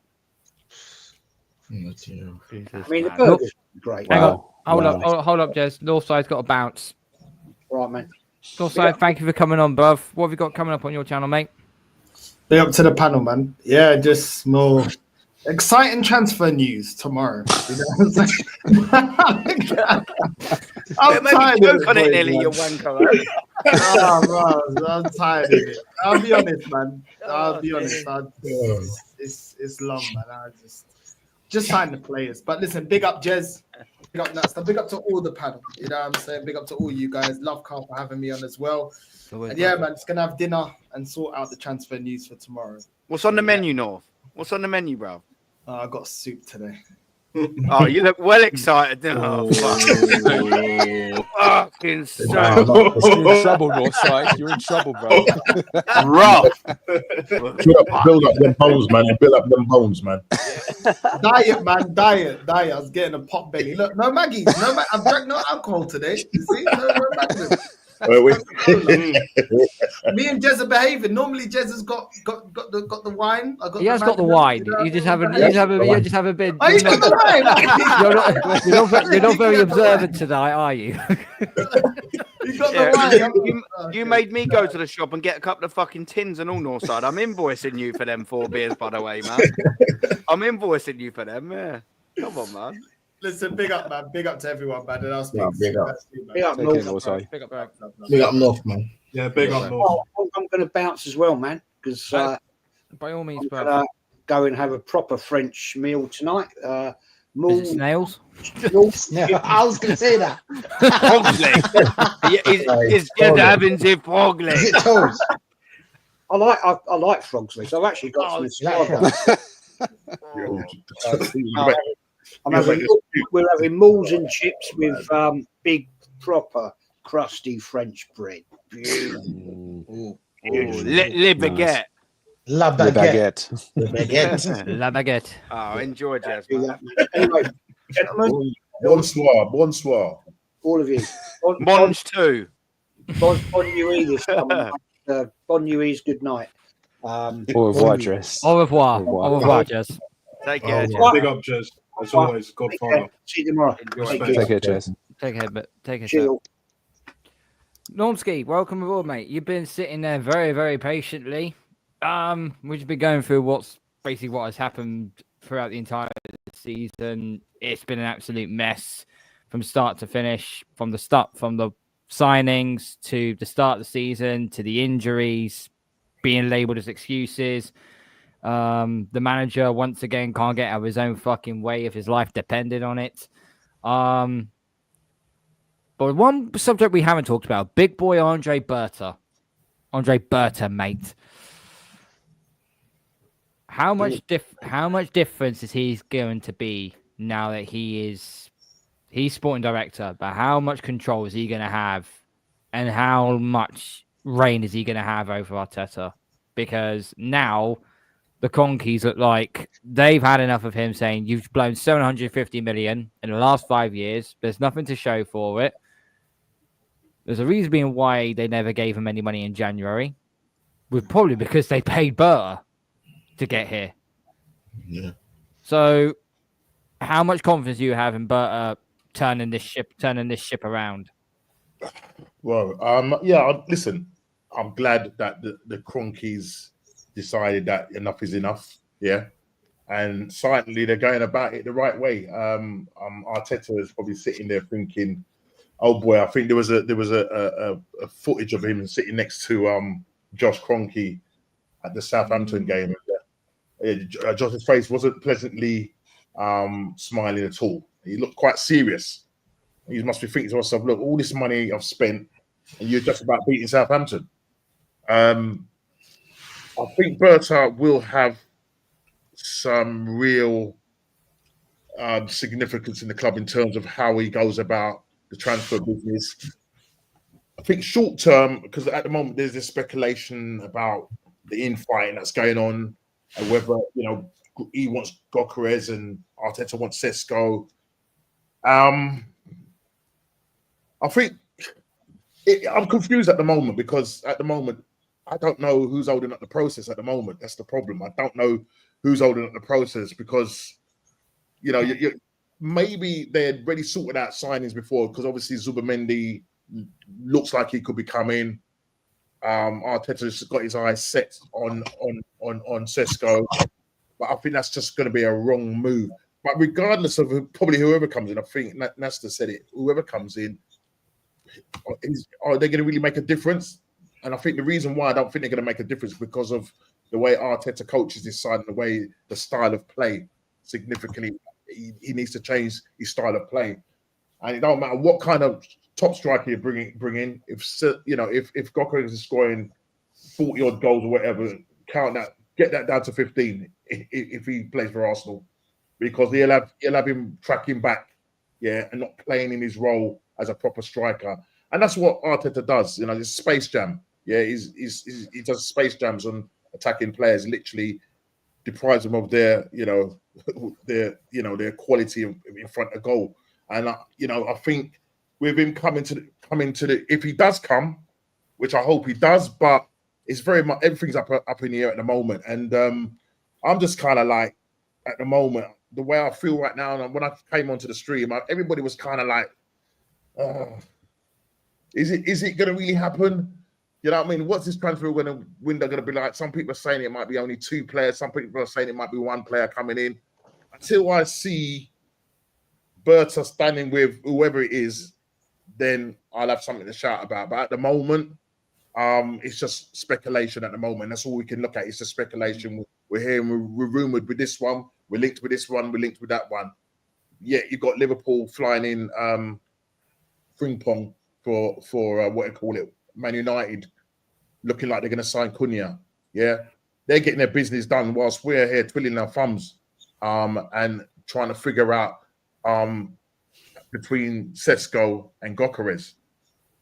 I'm just kind of at the moment. I'm just kind of like, that's how I feel right now. I feel a bit deflated. Am I going to be deflated when it comes to the transfer window? I don't know, mate. I don't hold much hope at the moment. And I'm not saying that Berta can't get the signings. I think he can do it, but I think there's going to be a lot of background noise going on, and we'll want to see when that window opens. Once that window opens, if Berta lands the player he lands, then I'm going to say, yeah, Berta. I'm going to give Berta about 2 years to do his business. We can't just say, right, because he didn't do anything this summer. I think he's got to watch and see what's going on, see who Arteta wants, and if he feels that's not the right person for it, and he brings in the players, and Arteta fails, then come December, you need to be saying, right, enough is enough. Go to Josh Kroenke and say, look, we can't work with this. We can't be giving this man 200, 300 million, spent nearly £1 billion, and we're still going to end up second. It's just not good enough. We might not even end up second, because I'm looking at other teams like Newcastle. I'm looking at Liverpool already. I think at the moment, the way Liverpool are going at the moment, I think they're going to be, for the next couple of years, be ruling the roost at the moment. So, yeah, I'm just kind of like, yeah, at the moment. Sorry about this, guys. Plus, I've had a really mad weekend, so I'm just like, I'm just cheesed off with the whole season, and I'm just cheesed off with the mutant fans just chatting rubbish, man. That's fine. I mean, comment here from the Face Jacker said this is pretty much in a nutshell here. Gen Z have infested the fan base since 2019. They're one of the biggest issues. Look at Babs, Rory Talks, Crap, etc., and other content creators with huge followings. Big up the ones who aren't mutants. Well, there's 7 of us on the panel here, and I'm sure none of us are. So, no, big up to you, They're not serious, guys. They're not serious. I was watching Igal today on one of his shorts, and I'm thinking, you're just there to just create content. You don't even know what did he say? About. Yeah. He was talking about how, he feel like crap and I'm giving Arteta, he's saying he's blaming it on the club. They should have bought a striker. They should have done this. They should have done this. I'm going for the major trophies. We have to win the major trophies. I don't want to accept the Carabao Cup. I don't want to accept the FA Cup. The same old rubbish. I mean, it's just like, mutant sentences. It's just like, I'm tired of hearing rubbish coming out of these guys' mouths. But Arteta told us he loves this team. Yeah. He's going to spread the goals of them. He loves the team. He's in love with this team, guys. He's so much in love with it. He's in so much love. I just love this team. Exactly. Arteta is spreading other things around. Like, that's what he's fucking on. Let's be honest. Like, it's a madness, bro. It's a madness. That's wild. We know what this guy is on, bro. Coming from squeezing the lemons and all of that. Pause. You know what I mean? Like, it's an absolute joke. But what you're saying, Norm, is absolutely spot on. It's absolutely fucking spot on, mate. It's just like, there's only so much Berta can do, and then with the players that we've got, we know this manager ain't gonna do shit, right? So then, like, and then you have all the, you know, the Roy Talks bollocks. You have the Igal, you have the Bavs, etc. Right? Yeah. Absolutely, they're doing it for clout. Whereas us on here, we actually care about this football club. Like, we want us to succeed. You know, we're not here to get sponsorship deals. We're not here to make our debuts on fucking Sky Sports and TNT and that, because they'll probably end up doing some shit like that at some point. But it's mainly Sky. We know what the crack is. Pause. So at the end of the day, like, there comes a point where this shit has to end. And I've said this before. I do believe in the football gods, and the football gods have had a lot to say this year. They've had a lot to say, and they are punishing us. They're punishing Arsenal Football Club, and rightly so. We don't deserve it as fans, but the football gods are looking at us as just like, you're a disgrace.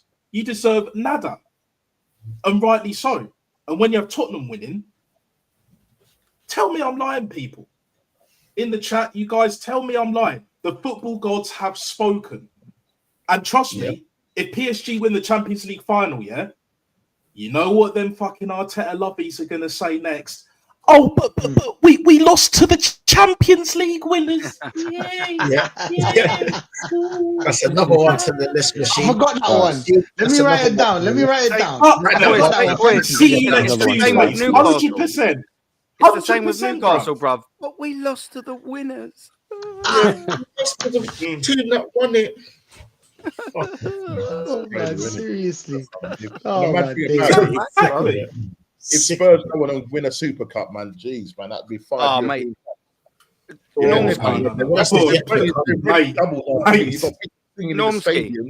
Yeah.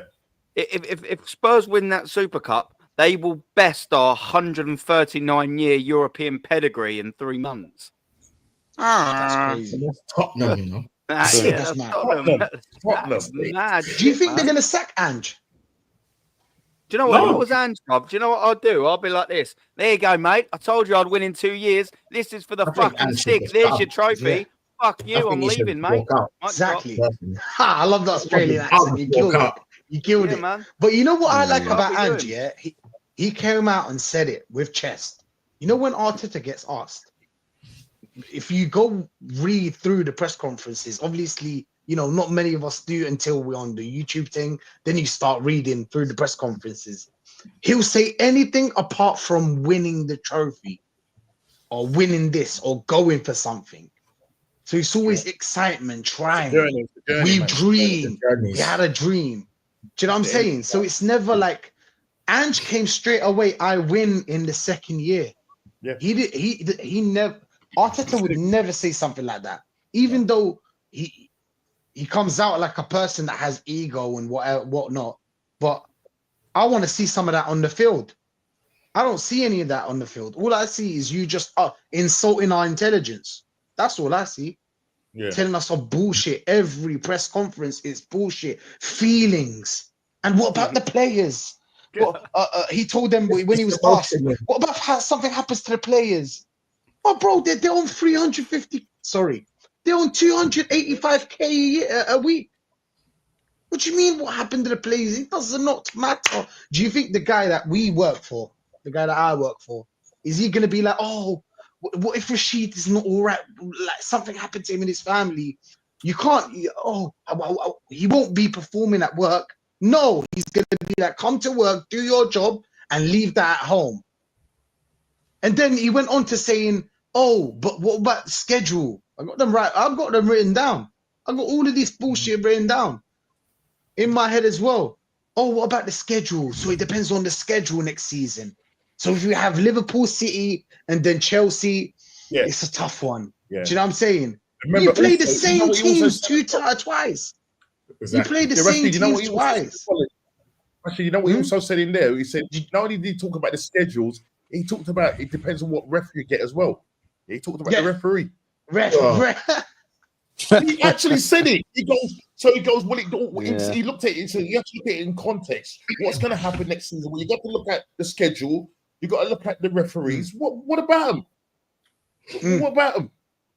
But that's the excuse for next season. See, if anything goes wrong, Rashid, he's putting it out there already. He's putting it out there for the mutant fans to go, Arteta, we love you. we scored a corner. I think that's where the top gooners got their excuses from their master. And you wonder why we think they're in a cult, bro. Why it's a cult. The cult of Arteta. Jim Jones says. Captain Black. You know what? I've been saying this shit. Natster. Go on, Aaron. Natster, do you know what, boys? I've actually come to the conclusion that we probably would have won the Carabao Cup if it weren't for that damn ball. No, oh, come on. The ball. The ball was so low. That was so...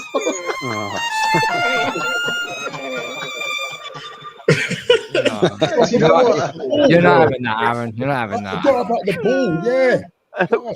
The ball. Oh, the ball that was okay in the previous rounds until you got Newcastle. Yeah. That damn He's ball. got a poker face. Arteta's got a poker face because he said he was so serious.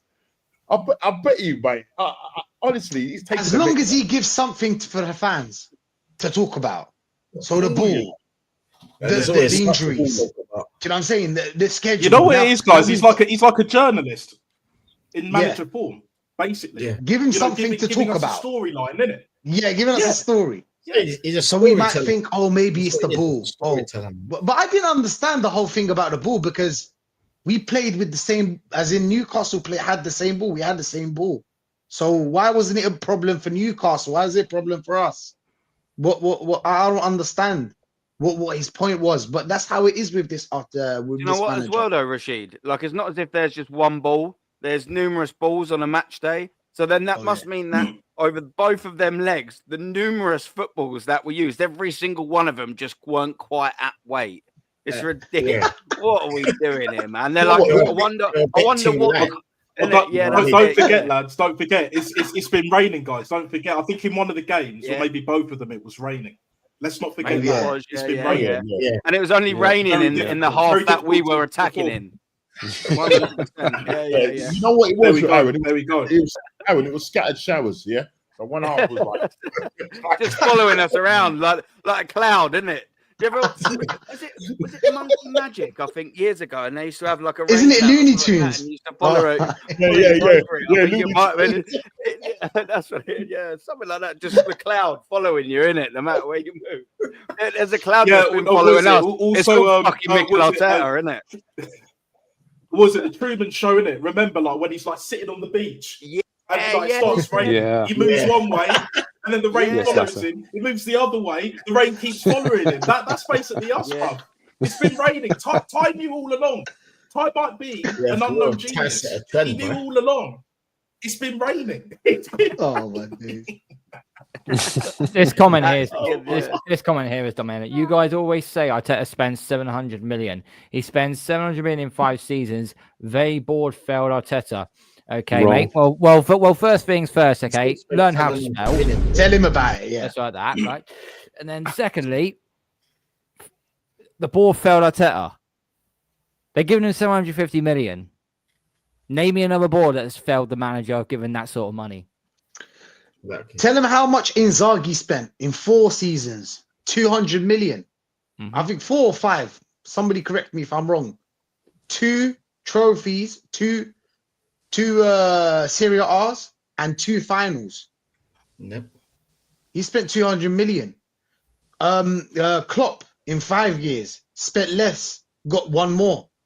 We can keep going with this. The thing is that why I mention only these big clubs, because if I mention a club in Romania, you'll tell me, oh, but it's a Farmers League, it's different. Do you know what I'm saying? So we have to mention we Liverpool, the same situation as us. What is the difference? They have a proper manager. They had a proper manager that's done it before. He came in with a great CV, just like he was happy for Berta when he came in, because he had a great CV. Do you know what I'm saying? This is how I know that Arsenal fans just lap up anything the board does. They bought in Berta. They're happy because what did they tell you? They tell you, oh, he has a great CV. Why weren't you worrying about the CV when we bought Arteta? Did you believe Pep Guardiola, bro? Did you believe him? Pep Guardiola is a snake. He does that all the time. He bigged up Ten Hag. He bigged up He bigged up what's the bold guy's name? Maresca.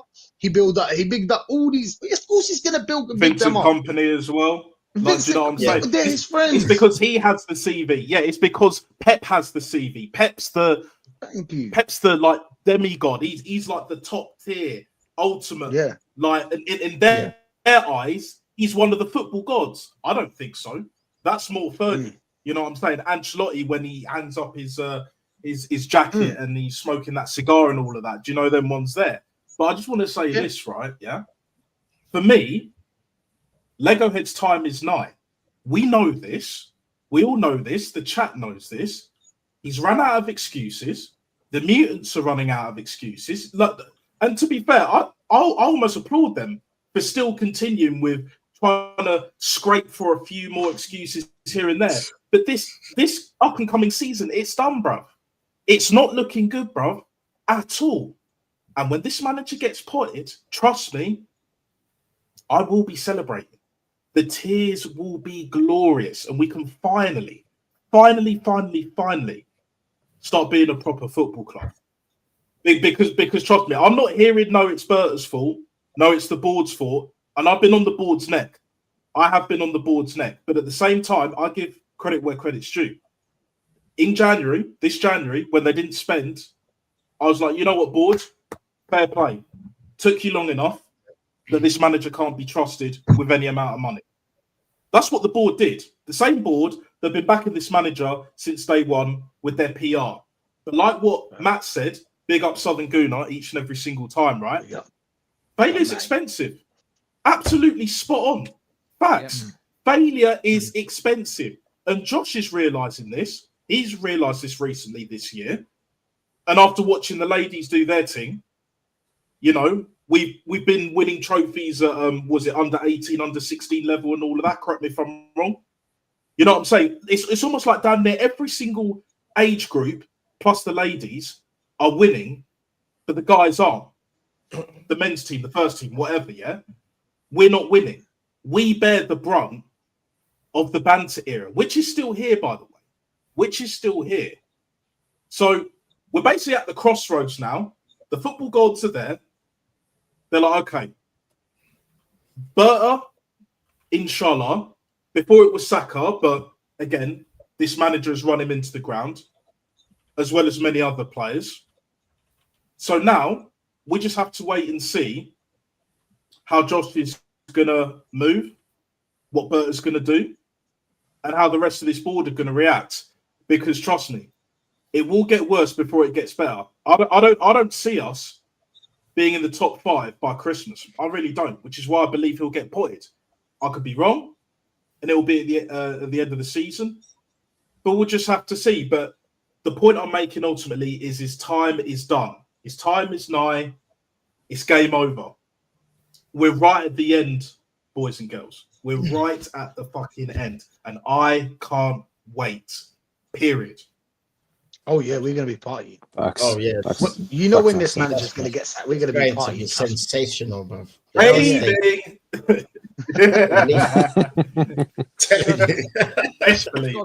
Just gotta go through a few star chats to go through. Aaron, you did get a super chat from Sue. Big up, gents. Hit the likes and subscribe, people. Yeah, hit the like button and subscribe, guys. Everyone's links is pinned in the description. I believe Aaron's is in the title, so make sure you guys subscribe to all the man down at the bottom. We're actually, let me just refresh my screen quickly. Where are we at now? We're 38 likes, guys. I want to get to 50 by the end of the season. So smash that like. We get 50 likes. We're also 13 away from hitting 500 subs on this channel. So let's go. There's 223 of you on it. Surely there'll be 13 of you that would sub to this loser. Anyway.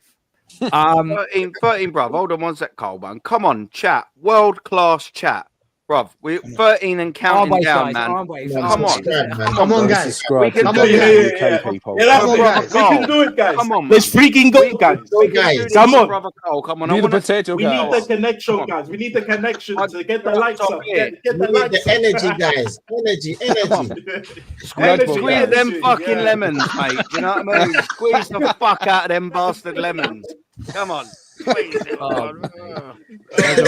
No, you're a pioneer, Aaron. You're We're absolute that pioneer. close, guys. We're that close, guys. Static, I know you got a bounce, mate. Thank you so Small much for coming on, margins. bruv. It's much Small appreciated. margins. Thank you so much. Big up, Static, brother. Big up, Stag, man. We got started. Big up. Big up, Stack. Big love and respect to you, Cole, panel. It's an honor and a privilege to be finally on your channel, Cole. I really do appreciate it. Big love and respect to Jez and Northside as well. And big love and respect to everyone in the live chat. Make sure you do like and subscribe to everyone's channels, especially Gun Down UK. Cole, you definitely deserve way over 500 subscribers, the amount of work you put in. I also want to say if you can find me on social media, I'm on Instagram, which is static__5. And you can also find me anywhere within the Arsenal fan YouTube community. If you see me in the live chat, do come and say hello, and I'll do my very best to respond, even though I'm 90% of the time will be working, but I'll do my best. But boys, have a great show, and yeah, I'm out. See ya. Big up to you, bro. Peace out, buddy. Thank you so much. Static, the legend. The legend that is Static. Gilberto of the chat, mate. He is, man. He is. He really is. Well, how many subs you on, Carl? 487. Better not say fucking, huh? 487. Oh, it's still 30. Come on, Well, someone just said they subbed, so that should be a 4. Sorry, that's a lie. 491. We're 9 away. 9 away. See, Come on, guys. We can do this. We can do this, guys. See, Cole, you nearly made me say something to the chat then with your poor refreshing of the fucking sub count. Don't you dare make me nearly knock the chat again. Oh, where is it? Don't you bloody dare do that again, right? Refresh it before you open that trap of yours. I know.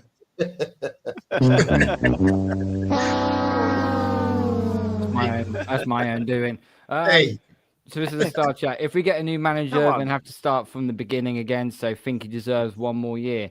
Well, it proves that it doesn't take time for a manager to come in his first season with the squad that failed and actually go on to win it. There are too many prime examples as to why. You know, I'll give you one prime example. Paphos FC in Cyprus. They were first put together in 2014. They won the cup last year, and they just won the league this year with the new manager. Yeah. And who's their manager, Carl? Who's their new manager? Or who's their manager either way? Oh, Jesus I believe Christ, it's Unai Emery's assistant. Correct me if I'm wrong, guys. Yeah. It is. It's Unai Emery's assistant. There we go. Women that get abused by their wife beaters out there. This is what they say. They say that, oh, I'll get another man. I'll start from all over from the beginning. Oh, I love him so much. Oh, I don't think. Do you know what I'm saying? They'll find excuses for this manager, just like Mr. Nelson here. Yeah, but why would you respect? Of course. Why would it need to start all over again? Because they don't believe in winning at the sort. They believe in faces. They're lying to themselves. They're lying to themselves. What did Conte do then? What did Conte do with Napoli? Listen, how many teams have changed managers and won a title? What's going on here? Juan Carlos Caicedo, he's called. Juan Carlos Caicedo. Yeah, that's the one. Mm-hmm. Yeah. Yeah. People have tried. It took Oliver Glasner 2 years. Why? Yeah, it took Oliver Glasner 2 years at Palace to win an FA but they'll Cup. tell you Arteta won the FA Cup. That's what they'll tell you. They'll tell you about his first, not even full season. So that gazumps their argument right off the bat. Kills their argument. Yeah, why didn't he keep winning? The process. But basically, what Arteta did, right? Yeah, he got some nice enough chick, and he thought that he could just go straight to the baddies, innit? Let me tell you what they'll tell you after that. Guy. They'll tell you, but we're going for the majors. We don't want the FA Cup and the Carabao Cup and the Europa League and the conference. We want the majors. Do you know what I'm saying? It's like that guy that would go to the bar and flirt with the 9 out of 10, flirt and buy drinks. Yep. And he's now £200 down, and then the team don't come with him home. And then the other guy that didn't spend a single penny, that's hardly paid attention, don't give a crap about her. He's spending the night with her. You know what I'm saying? It's only taken him 5 minutes. 5 minutes. We've all seen this happen before. We've all seen this happen. If you've been clubbing that, of course. But into a bar, that's how it works, man. The game, but they refuse to take the 7 out of 10. They would refuse to take the 7 out of 10. Listen, they refuse to take the 5 out of 10, and that's above their level as well. They're too scared. They see the top chick looking over there, Arsenal, and they're like, "Oh, we won't have a little look. Oh, we won't have a little look." They're coward. They never go and talk to her. Bruv, do you know what? I've been fucking told no so many times. I've been slapped around the fucking face. But do you know what? I've also got in their knickers every now and then as well. Hell I to that as well, Aaron. But I like to hear that as well. It's so He funny. always wins in the second season. That's Aaron. He always wins in the second season. That's when he wins. See this, people? This means you have to start from somewhere. You know what I mean? Yeah. You have to start from Normski's somewhere. like, apparently we have to start from scratch, guys. Oh, Aaron. That's what he's thinking. Oh, Aaron. Oh, fucking love Normski, man. Big up. Oh, crazy. Absolutely crazy. Inzaghi inherited a better Inter Milan team while Arteta is the opposite. That's Should debatable. we go back to that? That's debatable. What about Klopp? There you go. There we go. Yeah. Wind me up. Liverbirds, Liverpool, Magpies, Newcastle, Eagles, Palace, Cockerel, Spurs, and Peacocks, Leeds all have won a trophy. Well, we know Leeds are going to... And our Birds won the Champions League. And our Birds won the Champions League, yeah. You got the Birds. Is the year with the Birds. And the Eagles won the Super Bowl, so yeah. Smash the likes up, people. All good. Squeeze the sub button, guys, as they always say. Saidu, I know you're a top gooner, but thank you very much. Much appreciated. His comments have been very, very risky. I'm not going to lie to you. Adam, that's a straight up ban right there, mate. You can't do that. Shameful display. You can't do that. Shameful display. You can't do that, mate. You're going to have to stick you on timeout, although that was like an hour ago. I've just started the chat. So, yeah, you're done. Del Boy Gunner, good to see you, mate. How you been? It's been a long, long time, mate. If you are still watching, hit me up on IG and I'll send you the link, mate. It'd be good to have you back on, mate. Where's Lee tonight? He's in Sevilla, actually. Hence the fact why I didn't invite him, although I do need to return the favor at some point. I will be on his channel, though, when Al Hilal will be playing against Real Madrid in the Club World Cup. So, yeah, there's a slight collaboration right there. So, all good. Arteta thinks he's bulletproof while playing David Guetta featuring Sire, Titanium in training. That's a good one, still. Oh, my dude. That's a good chat. Well done. Julian AFTV blames late Pope. Don't worry about offending us Catholics. Well, I mean, all he's got to do... The Queen as well, at one point. He blamed the Queen. All he's got to do is blame the Archbishop of Canterbury, and he's got the set then, hasn't he? Hey, he's fully in the Arteta matrix, bro. Oh, yeah. Fully. Completely fully. If I didn't support League Gunner streams and all you gentlemen, I would really be enjoying hashtag Arteta forever, but you guys don't deserve that. Clowns like a gal and Baz and Rory make AFC easy to hate. That is true. That is a very true fact, to be fair. So, yeah. Being Avashik, big up. New THFC has become an attractive destination for Leroy Sané after qualifying for the Champions League. The winger could also see himself leaving in London, where his family currently resides. I mean, we could have got Sané. I mean, would anybody? Why not? Would anybody take Sané? Why not? Okay, why not? But they won't. There's a rotationary winger, 100%. Absolutely. Tell him. Absolutely, bro. Do you think this guy's gonna? Sorry, Rashid, go on. I was going to say, do you think this guy is going to bench Saka at any game and put Sane? Saka's playing 56 games because it will affect his progression. So you'll never get a right winger. I don't know where you would play Sane, but if the question is, would you take Sane? Yes, I would. I would. Yes, I would. Yeah. Is he for free? He's for free, right? Free. He's free. Market opportunity, guys. Market opportunity. Market opportunity. He hasn't done too bad. He hasn't done too bad. Market opportunity. We need a squad, bruv. We need a squad. It's as simple as that. There's no escaping it. We need a squad. And guess what? Do you know what I'll be doing? Unpopular opinion, but I don't think it will be amongst all of us. I'll just rip up Gabriel Jesus' contract. There you go. There's 15, 20 million. Fuck off out of this football club. I'll go get Jonathan David, 100%, and reset. Hard reset. Whatever you do with Havertz, maybe you'll have to find it to be a little bit difficult getting that wanker out. But the point I'm trying to say is get Gyökeres in and go get Jonathan David in. All of a sudden, for 75, 80 million. You've just refreshed your whole striker department. And guess what? If Jonathan David don't work out, you can sign him and sell him and make profit next bloody season. It's not difficult. Another one I'll add, Aaron, is Tomiyasu. Tomiyasu, his contract needs to be ripped up as well. We can get Jonathan Tah on a free, another market opportunity. When are we going to start signing free signings again? Even just to bolster the squad. They don't have to be first-team quality. You know what I'm saying? But as long as they're good enough, and all those players that I've mentioned, Aaron's mentioned, we can all mention, they're good enough. And our squad is thin. That's another excuse, guys. Of course, we've got a thin squad. Well, whose fucking fault is that then? With the thin squad, isn't it? The Lord and Savior, of course, the Lord and Savior that these fucking Arteta lovies worship, drinking the Kool-Aid and that Jim Jones settings. Like, end at some point. It's like funny, but not funny at the same time. I'd find it more hilarious if Tottenham didn't win nothing. But at the same time, regardless of that, like this season, and even Arteta knows, did you see the look on his face when he was sat next to Josh Kroenke at Southampton? Yeah, that look told me everything. Everything. It's closing in. This upcoming season, he's done. He's done. He's not getting another season. No. He's been isolated. Yeah, they've got rid of Jason Atu. He's been isolated. That's what's happening right now. Yeah, and he's just going to be the only one in that corner. And man is going to be walking up. Berta's going to be walking up. He's going to be in the corner just getting.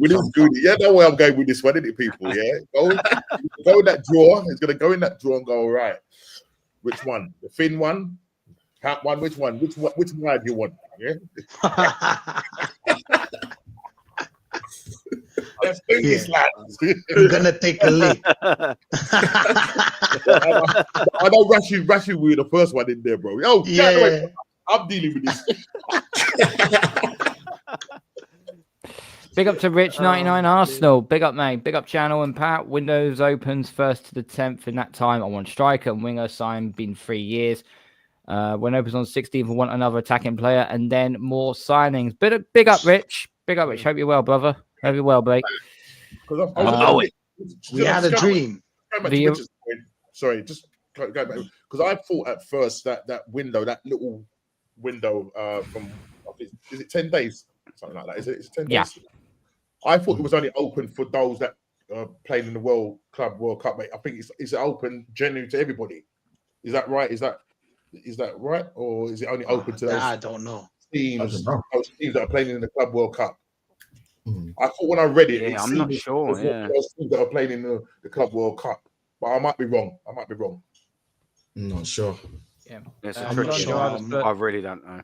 John Joss put the Europa Cup is beneath us. Yep, that's what all the top gooners have been saying. But whatever. Yep. A club what wants to win now would not even take a, in brackets, potential player like Sesko into consideration. No centre forward in 3 seasons. You would get the best. Now the best is Isak, but won't happen. Get Gyökeres. Facts. Absolutely spot on, Rich. Absolutely spot on. And another super chat for Aaron by AK. Big up AK. Aaron, my stellar brother. Thank God the season's over for me. Here's the money. Go get yourself a pack of 4. I will. Bless up, bruv. Bless up. Do you know you get the that I've seen it on there, yeah, like Hooks does it, yeah, and he's like, oh, buy me a Stella. Or buy me a coffee. I'm sitting there thinking of making my own website. Buy me a Stella. I'll just sit here and get fat on the stream and just sit there. By the end of the evening, I'm like, fuck off. just swearing drunk on the thing. I think that's it. Buy me a Stella and just watch me get steaming and embarrass myself. As long as it brings in the money. I'm joking, of course. I'm not. I'll do it for free. Don't worry, I'll do it for free anyway. You've let it all out, Aaron. You've let it all out. Money. I'm just Arteta, just give it to me. Nah, big up. Come on, AK, big up. And I will. I've got the fun for the green screen going on, but he said to me, go buy some beers. And do you know what? I will. I just won't drink drive. I'll walk to the shop. I'm not about that life. You know what I mean? I'll walk. Or I'll stagger. Don't worry, mate. I'll do that for you. Big up to you, AK. Rashid, there's a question here from Fabo. Quick question for Rashid. Do you think Leeds coach had a better season than Arteta? I guess when you think about it in a football kind of mind, yes. because he won a trophy, and that's what football is about. Well, anything in life, really. You have to have a goal. Do you know what I'm saying? At the end of the season or at the end of the year, if you don't hit it, that means you've not achieved anything. And obviously, it comes to we need to know how long has he been a Leeds manager, a Leeds coach, and blah blah blah. And compared to Arteta, the amount of money he spent and the amount of years, the amount of time, the amount of lies he's told us, the amount of bullshit we've been hearing for time. Totally, bro. But yeah, big up to everyone, bro. My tooth just started indicating right now, so I got a Carl. Big up to you, Carl, for having me on, of course. No worries, Big up bro. to you, Lion Text, Nat Big Star, up Rashid, man. Aaron, Big up, Rashid. Aaron fella. Get me a fucking Stella. Stella, mate. Get him a Stella, mate. This one's Big up been- Gnomes, man. I want more. Big up Jezza. Yeah, and big up Northside every time in the chat. The elite chat. I'm out, people. Peace out. Big up to Everybody you, out. Rashid. Remember that. Rashid, man. Everybody to you, out. Rashid. Even the Just quickly. Sorry. Just quickly. Carl was 4 away. 4 away. Come on, chat, man. We've got a lot of people watching this through numerous streams. Yeah, this geezer's only 4 away to hit 500. I know there's 4 kind-hearted souls out there, better than me. Come on, 4 of you. That's all it's going to take. That's all it's Get going this to take. geezer. Get this geezer to 500. I'll tell you, he deserves it. Because if he didn't, I wouldn't say it. I promise you, 150%. I wouldn't say it, but he does. So get him to 500. Go on, 5, guys. and then the naughty little zeros on the end of it. Come on, Yeah. chat. We can do this for my brother. Boom. Yeah. So Alex, cheers, Aaron. So Alex you put a chat in and say USG from the Belgian league won their first title in 90 years. But I don't know who the manager is, so check him out, lads. USG in the Belgium. Okay, USG in. Let's have a look.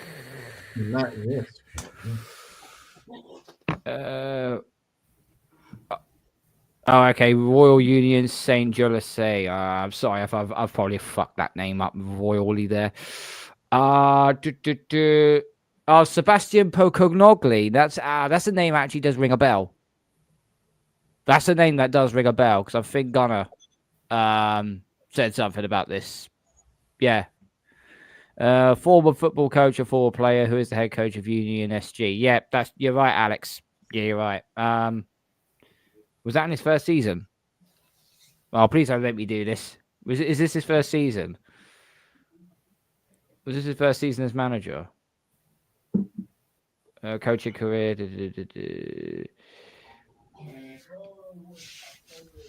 Just having a look in his debut season as manager, guided you into it. Oh, for fuck's sake! It was in his first year as well. Oh, I think that's enough. I'm not having a fucking PTSD episode like last time. No way. Come on, Lion Tex, you can back me up on this one. Yeah. How much is Leon now already? Was he at 150 or something of them? Yeah, I think so. Something along those lines. Yeah, something like that. Yeah, something along those lines. That FA Cup in 2021 was a false dawn. I am not surprised if people helped win that FA Cup. I think it's 2020 we won the FA Cup because that was the COVID Cup. Yep. At the time, the whole point of bringing a new manager is bring immediate improvement. Topside Highbury, big up to you, brother. Hope you're well. And that is absolutely facts as well. 7 more subs to hit 500. Well, it's actually 4 now. It's actually 2 more No, subs. it's 2. Oh, it's only 2 now. more, Come man. on. 2 bro. of you. Come on, people. 2 of more, you. man. 2 of you. We're 3 likes away from 50. Who's going to be them superstars in the building? Which 2 of you are going to make the difference? Come on, man. Which one of you are going to be the superstars or 2 of you? Come on, boys. Only Okay. 2 people. Only 2. Napoli get a new manager and he won them the league in his first season. Yep. What's that Harry Enfield going on? Yeah. That's Harry Enfield. Yeah. I watched telly in the 90s. Yeah. Only me. Hello? Trigger. Yeah, big With a gigantic fucking mobile. Trigger phone. at me, TV. All right. Yeah. I'm in the cinema. I'll turn into us. Yep. He did. Conte inherited a disjointed We're doing Napoli this- side we're that doing lost this to to get run down to 500. That's why we're doing this, mate. We're doing. I know. Conte inherited One more. One more. Numero uno. 499. One more. Who's the lucky one, man? Who's Who's the gonna lucky be that one? lucky Come on, one? guys. Who's going to be lucky the one? difference maker, guys? Who's going to be the Who's difference gonna be maker? the difference Who's going to be the Come on, lucky one? guys. Yeah. Conte inherited a disjointed Napoli side that Done. lost. We done it? Ooh. Yeah. We done it? I No, think yeah. so. What No. you say? Someone's saying done. Someone's unsubbed. Who's taking the Someone piss? said done. Someone's unsubbed. Someone said done. Oh. Anyway, they do this as a wind up, I'm sure. 499 people just unsubbed. You cheeky so and so. Yeah. Here we go. We got one back. Okay. 99. All right, yeah, someone was having a wind up. Conte inherited this joint in Napoli side, lost Kvaratskhelia, Osimhen, and won the league against Inter and Atalanta with a limited budget. Conte is a G because he lands it. Yep, pretty much everywhere he's gone, he's won a league. Well, nearly everywhere anyway. Do people pay attention? You think Arsenal squad could win the FA Cup and get Champions League football? Well, I think they can get the squad's good enough for Champions League football, but that's really about it. No, Is this team good enough to win a cup? It should be. No, But what are we hoping for? Luck of the what? draw? It's not. You know what? It's not a bad team, you know. Because I'll tell you what, Inzaghi could do a lot with this team. I'm serious. They can do a lot with this team. Right? It's just Arteta. He's just not a good enough coach. You know what I mean? Exactly. You know, the team's not bad. We've got a half decent 11, yeah, but our squad is terrible.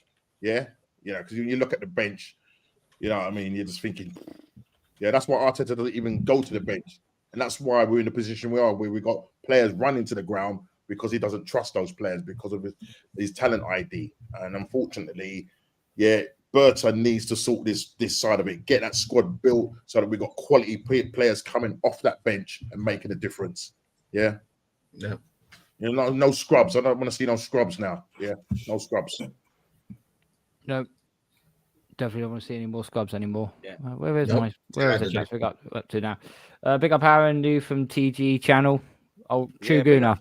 Is that True Guna? Or... Yeah, no, Yeah. it is. I went on this earlier. He was doing something on there. So I said to him, give me the link. And I went on his and had a little chat with him. He's a nice guy, isn't he, old Josh? Big up to him and big up to the geezer who followed us over, man. And sub to Cole if you haven't, geezer. He's one away. Yeah, big up. Nat Star, I hear you got a bounce, brother. Yeah. Thanks for having me on. Big up to everyone on the panel, Lion Tex, Aaron, Norms, Rashid, who was on earlier, Northside and Jez, absolute fucking legends. Have I missed anyone out? Arteta. Yeah, but big up to each and every one of you. The elite, yeah, the elite world class chat, the elite world class chat. Big up your damn selves each and every single time. Yeah. In a way, bro. In a way, I will be streaming tomorrow night, so if you want to check it out, I'm sure if a few of you guys can make it, I'll be streaming at 7. So let me know, and then I'll invite you to the stream. No problem. You guys are welcome. So big out. I'm going to rest after a slightly heavy gym session today, and Arteta how. Big up. Big up, mate. Make sure you like and subscribe to Nat Star. His link is in the description down below. So go check him out there. Let's go for Rafael Leo in AC Milan. I believe I spelled his name right. No. Sorry, no. Rafael Leo I've known too long. When he played in the Champions League against Tottenham, I was watching him very closely. He was bang average, bruv. Bang average. End product, not that brilliant. Okay, lazy. No, he's lazy as well. He is lazy. Yeah. We just need smart signings. You know, He's not an Arteta player. He's definitely not an Arteta player, man. Yeah, he's not track back. Another super chat for you by Suge. Had to rewrite my super chat as Aaron said. My thoughts about David. He's free. We need depth. Sell Trossard. Repurpose his salary and pay out Jesus. Can I ask a question on that Trossard thing? Go for it. 501, bruv. 501. Are we there? You are, bruv. Fair play, brother. Big up, man. big up to chat and big up to Carl, man. Wow. Carl, you're chatting rubbish. I'm unsubbing, mate. Not really. yeah, that's it. Like, Yeah, you got to 500. 501, that's 500. Go on, you unsub 9 No, but seriously, you know what is this Trossard situation? Yeah, is his contract staying the same in terms of the length of his contract? And are they increasing his money or are they decreasing it? I'm just a bit confused. Someone said that they're increasing the money, but the contract was still the same. So I think he's only there till 2027. Is that right? Was it 1 year? Is it? Is it 2027? They're not increasing his. How long is he there? How long is he contracted at Arsenal for? Is it till 2027? Trossard, now it's next year. I think. Right. So are they just doing it till next year and increasing his wages? Was that the case? I think so. Another year with another year on top. Yeah, I'm sure it is with a possibility of an extension. That's what I've seen. But okay. Yeah, I heard it was like an increase on his pay, that he was going to get an increase, but his fee would just stay the same. He wouldn't. They weren't. He's only got a year left originally, though, Norm. So so I think they're adding another year with a possibility of another year. Right. Yeah, which would be smart if they're going to keep him. Is that a good move? What do you reckon that? Do you know what? I don't think it is a good move because I think if you was to sell him, you get what, say 20 million, 15 million, whatever, there or thereabouts, give or take, right? So I think personally, when you're looking at that, you could then get a Leroy Sané and he'll probably at least do the same job, and then you'd be able to add the funds elsewhere. Do you know what I mean? I'm not playing transfer, FIFA or anything like that. I'm just playing sensible. In theory, you could sell, if you wanted to, you could sell Trossard and you could get in Jonathan David and Leroy Sané, have their wages paid and their signing on fees for the same price. And you've instantly improved 2 positions. I know it's easier said than done, but it's also sort of like not, pay the wages down and get them in. That's what I'd be personally doing. I can't see him letting go of Martinelli.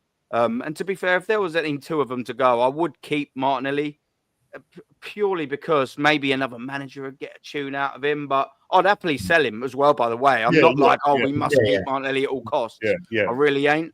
But like if one of the 2 were to go and funds ain't really that much of an issue, let Trossard go. He's 30.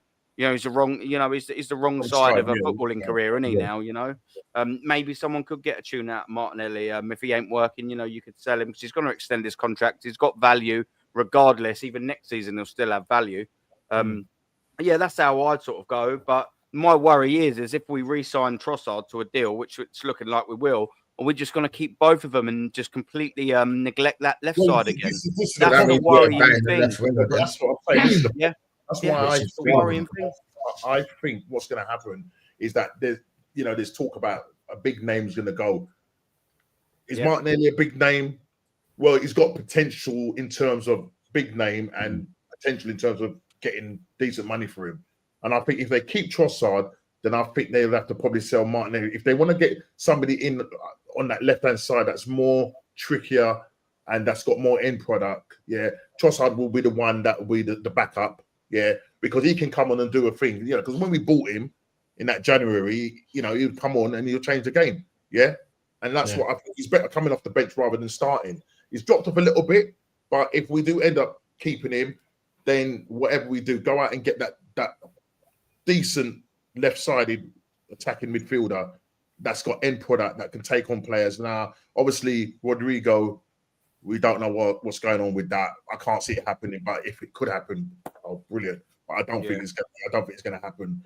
So maybe Leroy Sané, you know what I mean? As I said, look, he's on a free.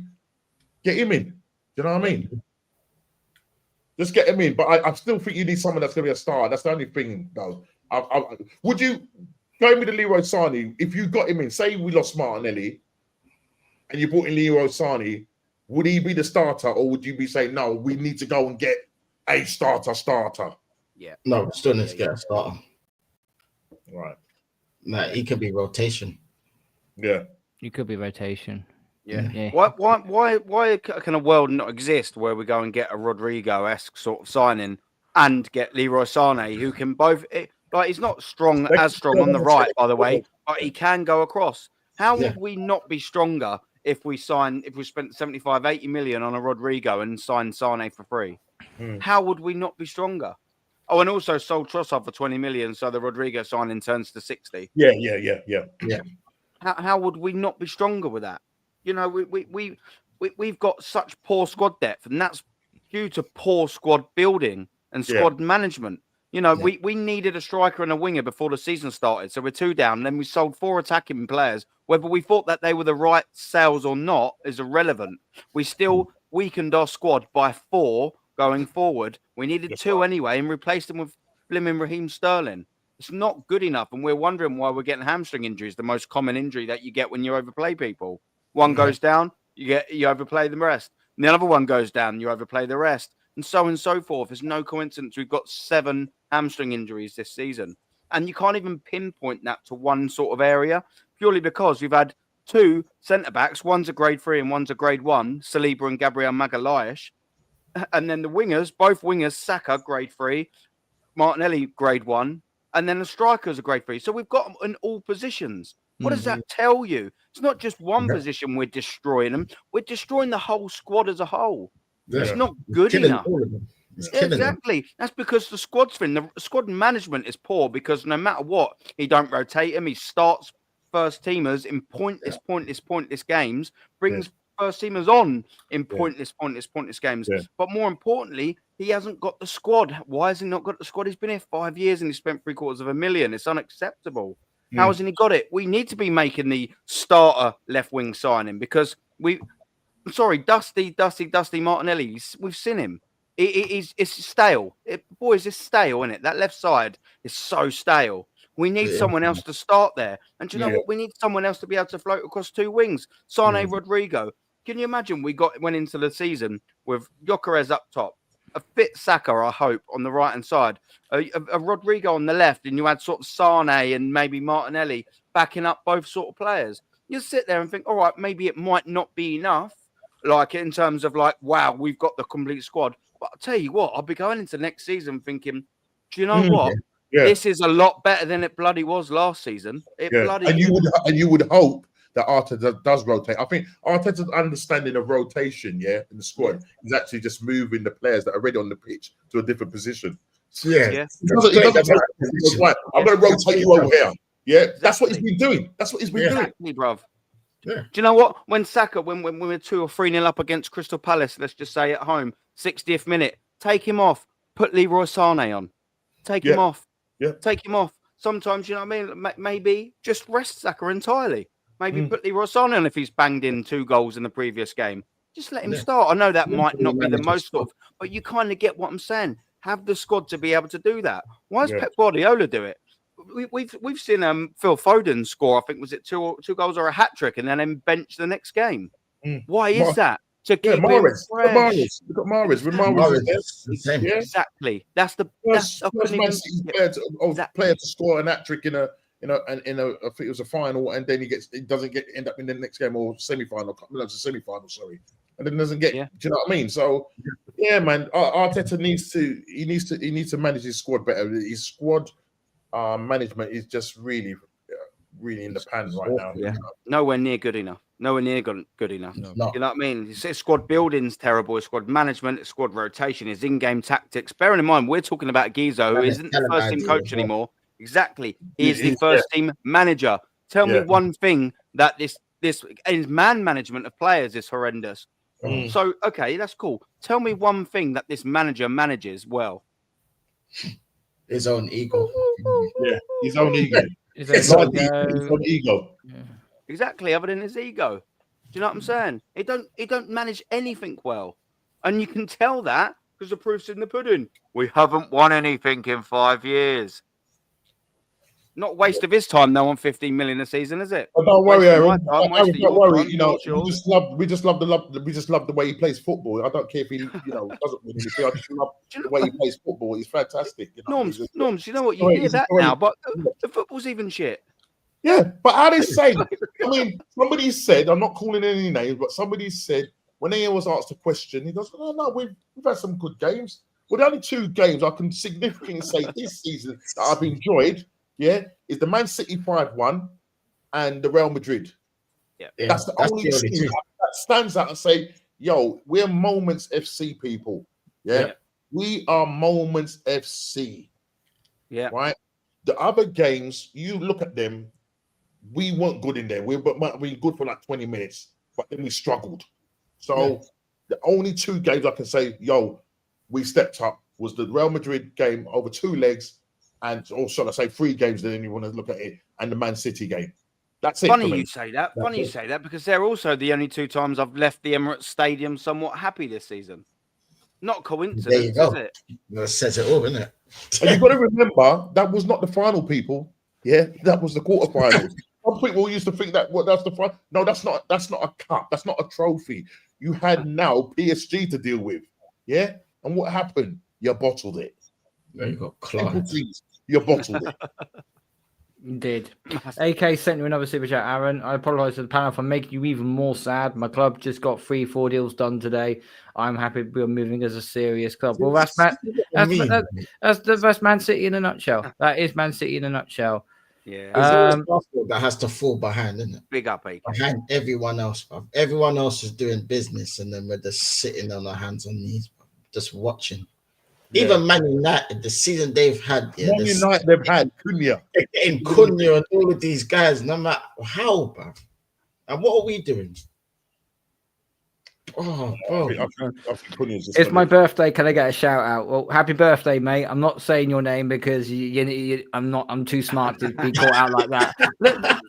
Got a cracking name, but you got to be quicker than that to catch me out, mate. I'm not smart or quick. What's his name? Don't say That's what happened. That's what happened to our club. Doc Steven's put, is this a call-in show? It's not a call-in show, Doc. Probably give another 35 minutes before we close out. If you want to come on, what I will do is I'll put in the actual chat. I'll put my Instagram link.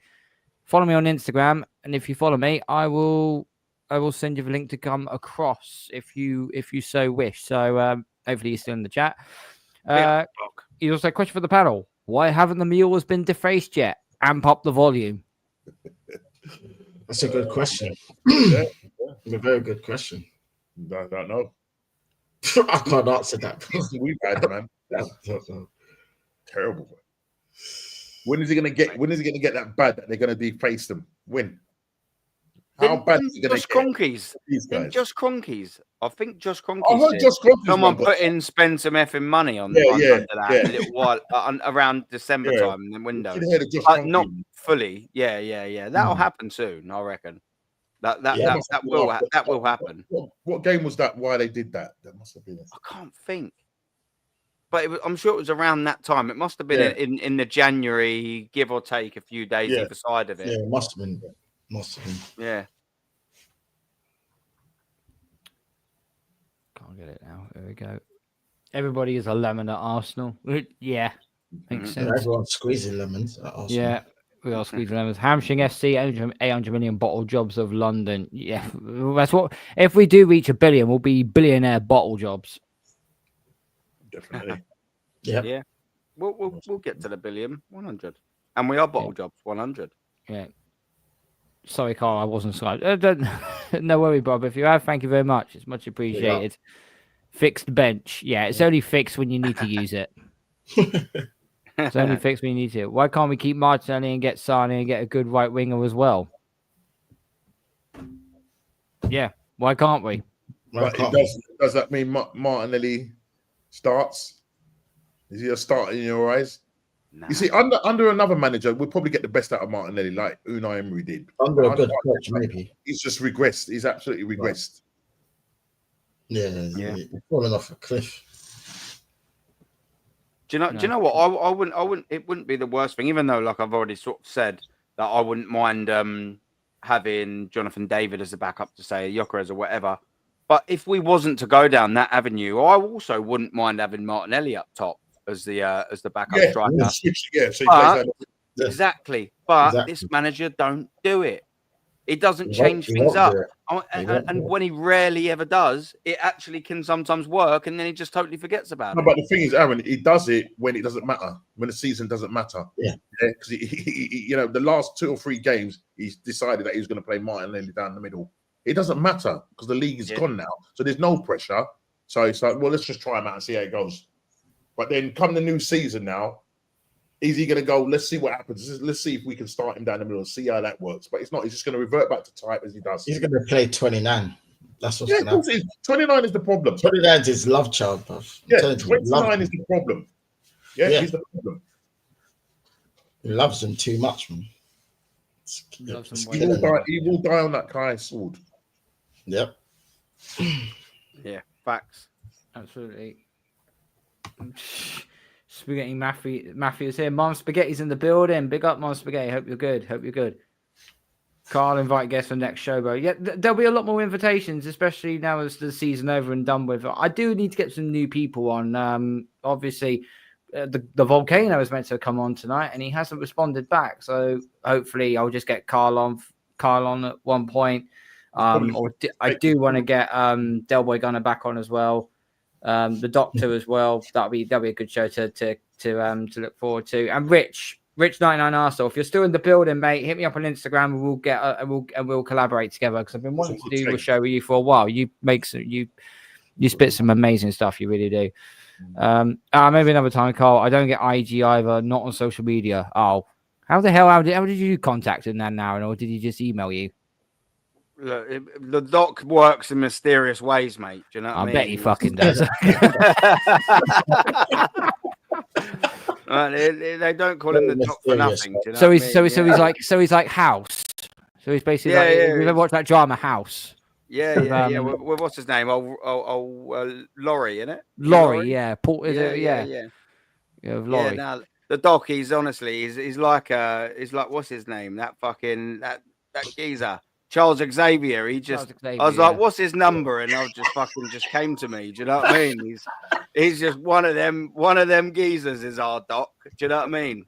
He didn't have to give me the glove treatment though to get it. Do you know what I mean? Thank God. He just give it to me.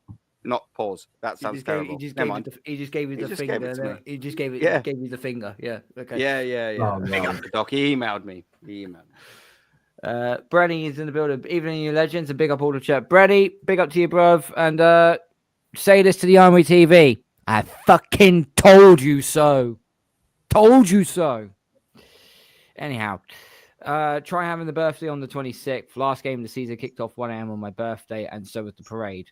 Thoughts to those who... Yeah, there's one thing I did notice today was they were big thoughts and prayers go to the people that got injured during the...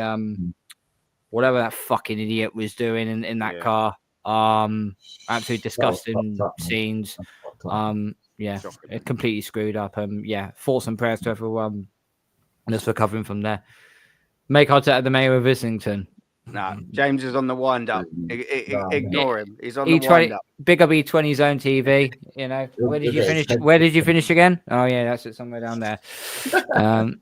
Like, share, and subscribe to my guy KB. Big up, Brenny. Big up. Go Real Betis. Well, I'm Real Betis is our last hope of actually saving fucking football. The last chance of saving football. Yep. Every Spanish team that's made a final, either on European stage, club-wise, or internationally, they've always won the final. Please, Betis, do not let us down. At least let me go to Madrid so I can dunk on Carefree Lewis. Please, I fucking beg you, all right? I beg you. The last thing we need is them winning it as well, man. Oh no, we don't. That just finished everyone off. No. What's that? 3 London teams. Yeah. Chelsea, Palace, them lot. It's a joke. Yeah. Late to the show, guys. What I'm worried about is when we in MLS signing new contracts. Also, Saliba not signing a new contract. This will be an utter shit show with 100 exclamation marks. Indeed, Harvey. Big up to you, bro. Hope you're well. E20 Zone said, my bad, with a laughing emoji at the end of it. He's already president of Arsenal. James, pick up. Not signings, new contracts. Yeah, it is new contract. Yeah, well, Saliba, I'm hoping that Berta either forces him to sign a proper new contract or he actually sells him for at least a good fee. I'm not having this bullshit what Igal tried to say to me when I tried to talk over the top of him as well. When he says, I'd rather let him go for 2 years and let him go out on a free. And I'm like, there's a reason why you're not in my fucking finance department. There's no way I'm allowing that to happen. If I'm the owner, I'm looking for A, I'm either sign you to a long-term deal, or B, I'm selling your ass to the highest bidder. So if Real Madrid come and say, we'll give you 100 million for Saliba, cool, sweet. There we go, 100 million, off you go. Exactly. Don't let them run down their contract. Not a player of that quality. We are all cogs in the machine, and we are all replaceable. That's what I say to that. We'd love to come on. Arteta needs to go. The Barla show. Big up the Barla show, mate. Where's Shane tonight? He's not good, mate. He's got an issue with his back, hence the fact why he's not been able to come on. He does have the link, so he might be able to pop on later on, maybe. Streaming, wasn't he? He was, he was streaming. Yeah, he was streaming reviews on sport, but when you're sitting down for a lot of the time, it does your back. Well, that's why I got me one of these chairs. I'm not gonna lie, mate. I need to invest in one, mate. I'm telling you, bruv. Take it from me, right? I was sitting on that bastard chair, right? This bar chair, honestly, because this is like the kitchen island, yeah. And I sat on that chair, and I'm like that, getting off. I'm like, yeah, literally, mate. This thing, I got it in Argos, yeah. It was 300 quid down from 200. And it fucking, honestly, you get this little back thing, you get this little ergonomic. Oh? Ergonomic. I don't know what that means. At least I'm honest. I could have just gone, yeah. Hold on, guys. I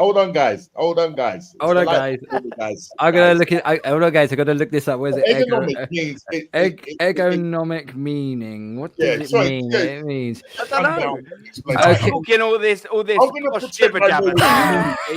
Stop talking all this posh jibber jabber. You ergonomic is basically relating to or designed for efficiency and comfort in the working environment. Well, then to answer your question, Normski, it's very ergonomic. Yeah, really? Ergonomic. It's super ergonomic. It's bloody double ergonomic. Okay. Well, yeah, you can do that. You can. I like the scrambled ones. Though. I love the scrambled ones. It's comfy, bruv. This particular one. It's probably like, yeah. Bruv, I promise you, yeah. And it's big and always spacious. I'm fucking got so much room for activities here. Do you know what I mean? To quote, pause. I'm not even going to say that actually. Pause. Yeah. I know I disappoint Normski when I go into that. I disappoint him, and I'm when I can see his face get a little bit disappointed. It upsets me because I never want to disappoint him, and I can see his face. I'm like, oh, Aaron, what's he doing? Nasty boy. Sorry, no. They are good. They are good for their old back, mate. Panel on Zubimendi is waiting for Real Madrid. Now we'll hear from the Arteta fans. Oh, he's rubbish anyway. I don't want him, but that's what they will all say. Yeah, that's what they would say, mate. Yeah. I didn't really want Zubimendi to start with anyway. I'm glad. I don't know why people are gassing this man. To be honest, not really fast. Go and get the guy. Go and get the guy from Crystal Palace. Eze. No, not Eze. The other one. The other one. No, we need to get him as well. What's his name, guys? Oh man, Adam Wharton. Yeah, Wharton. Yeah, he's going to cost a fair bit of money after his performance in the FA Cup final. Yeah. My guy Aaron, your club is coming to the country. I'm in for open public training. Tickets start at $80, I think. What a rip-off. Flipping hell. That's in LA, isn't it? That's on the West Coast, isn't it?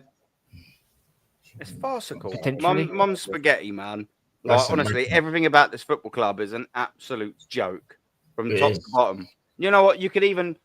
I still wouldn't agree with it, but if they won stuff regularly, you go, well, you know, there's a price for winning stuff. Yeah. I get it, but they don't get something out of it. Do you see what I'm saying? Exactly, lying, bro. Then fair enough, but we ain't getting shit out of it, and we're still getting ripped off. Listen, guys, if we're winning, that's the problem. There's milking everyone.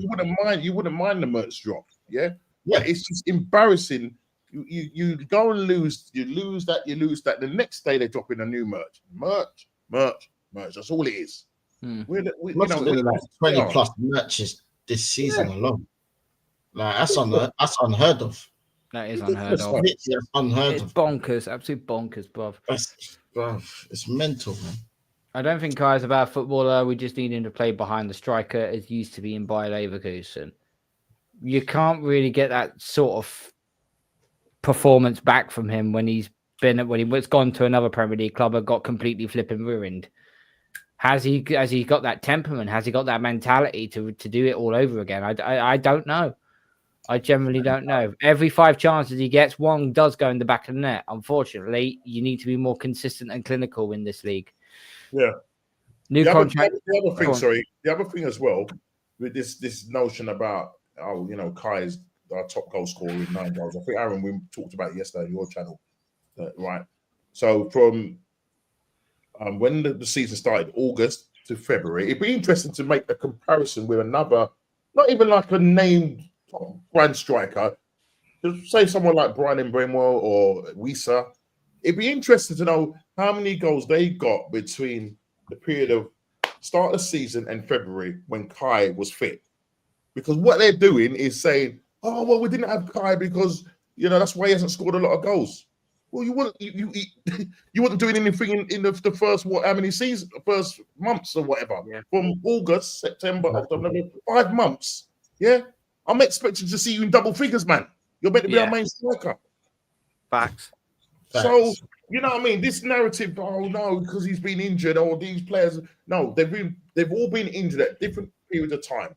Yeah. And if you look, as I said, 101 years, guys, and none of our attacking players, probably the worst attacking front 3, 4, whatever you want to call it, yeah, under 10 goals, not even double figures. That's embarrassing. That is down to the manager's tactics. Yeah, it's nothing to do with injuries. Yeah, there's nothing to do with injuries. Thank you. Yeah, absolutely. Inarguable. Absolutely. South African Eagle is the definition of a brown noser. It wouldn't surprise. That's self-explanatory. Everything about Arsenal's rip-off, bruv, makes me sick. It is just too expensive. Hence, I've not bought any merch for God knows how many years. I refuse to until we win a major honor. I refuse to. I will be honest. I do like the new away shirt, but it's like the alternative one, which is the blue one. I think it is. I could be wrong, but no, not until we win it. Not until we win. If we win the league or the Champions League next season, then I might consider parting with some money. But until that happens, no chance. Have you guys seen Sane at left wing? Yeah. We saw Sane. We saw Sane at City. He was a very, very good player. Yeah. He's good for Bayern. He played on the left at City as well, didn't he? He's probably better on the right, but yeah. That's it. There we go. The fact that there's a question between whether he's good at left or right is even more of a reason why we should sign him. Yeah. He's versatile, guys. You know what I mean? Versatile. Versatile. Versatility, guys. You've got to be looking at a player like that. Man. Jack of all trades and a master of none. Always better than a master of one. I thought you were. Oh, for fuck's sake.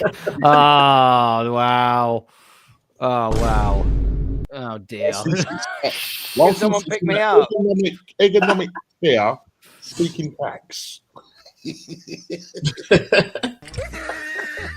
Come on, give it a boost. Oh, Chris.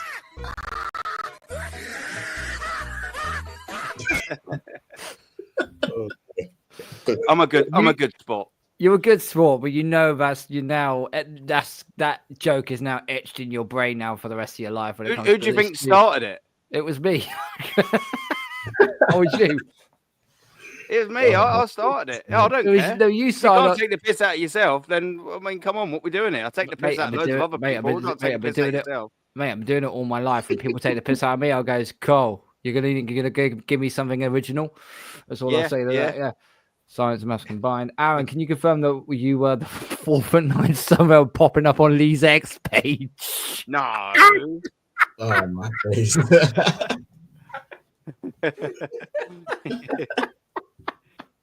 We got to have a little laugh about it, innit? Do you know what I mean? You got to, man. You got to. I've said it all season. If Madrid call for Saliba, he's gone. Don't be surprised if City try. Oh, no. If City freaking gets Saliba, then, oh, fuck. Now we're curtains. Then we're curtains. Close it down. That'll be peak. Yeah, just close it down. Arteta's head looks ergonomic. That's a new word, man. That is a new word. Let me write this down on my pad. Was it ergonomic? I wonder if he's going to use that in his first press conference. Ergonomic. I was more ergonomic on the last time we spoke. As African Cat says, we have ergonomic wingers, and strikers. Yeah, I'm just going to call it the Normski word because I probably won't remember it. I'll be like, you know that word that Normski said. Aaron, all you need to remember is egg. Yes, yeah, so just put an egg in front of it. Nom. Yeah, ergonomics. Ergonomics. Yeah, ergonomics. Yeah, egg on your face. Egg on your face. Ergonomics. Splattered all the way down. Well, you know what? We may have an egg on our face if Arteta wins next season, which I will be happy about. So. I'll be the first person. I'll be all omelette face. Aaron talks Arsenal 6 foot Lil Wayne featuring Corey Guns. I don't know who any of them are. I know who Lil Wayne is. I know who Lil Wayne is. Corey Guns, I don't know. Yeah, is he Lil? Lil Wayne. Lil Wayne, yeah. He's quality. Fucking quality rapper. There's a 4 foot level must be with the heels. Yeah, listen, that's only on Tuesdays. Henri wants us to buy Cherky. Do you know what? I'm actually not against that. Left back? Is he a left back? No, he was a number 10. Who's Liverpool getting there? Verts. No, they're getting a left back, aren't they? Oh, that was the one from Bournemouth, I think. Frimpong. No, left back. He's right back. Oh, sorry. Who's the left back? I've got no idea, actually. What do I think it was? His name again. I'm sure the Liverpool is looking at a left back. I'll get the two names. That's it. I'm getting the names mixed up. That's it. Thank you very much, Oliver. Kirkes it was, yeah. Well, you know, it kind of sounded the same. Similar. So you finally took my advice and got a new chair. Well done, man. Haha. It's very economical. Economical. Arteta will destroy Ethan next season. A new manager would help Ethan get to new levels. And this is why I've said multiple times now, you get rid of this man, you get someone in. Not only will it help the squad, it would help the new crop of players. Your Ethan, your Wemrys, your Lewis Skellies, your Max Dowmans, who literally bullied fucking Czech Republic in the under-17 European Championship on the other day. My God, that kid is something fucking special. That kid is something special. This is why I say you've got to protect the kids. Protect the kids. You got to. Carl won again to 500, bro. Rich, big up, bro. Follow me on IG, and we'll have a collaboration over the course of the off season. Dazza can't reveal my secrets. I bet you can't, Suge. I bet you can't. Static. It's very insert the word Norksky. You're calling him a Nork. You're calling him a Nork. I don't know what a Nork is. What is it? Can you please, Carl? Can you please look up the word Nork? I need to know what that word means. Yeah, hush it, Norksky. It's a Nork. Nork. Yeah, Norksky. My spelling's as bad as my Can we calm it down? Chat, don't go off on me. Don't go off on me, right? So it's a noun. It's come from Australian English. A Nork. No, put it. Put it in the private chat. Is a woman's breast. Tipski. You see the bird over there, yeah, by the bar, yeah. She has a terrific pair of Norks. I want to squeeze them Norks. Yeah, sorry, it's time to get there. I mean, this is gay left, mate. I mean, I'm in the Matrix now, right? He's playing left. Oh dear, man. Oh, shit. Oh, what did we do? Oh, wow. Sorry, Nook.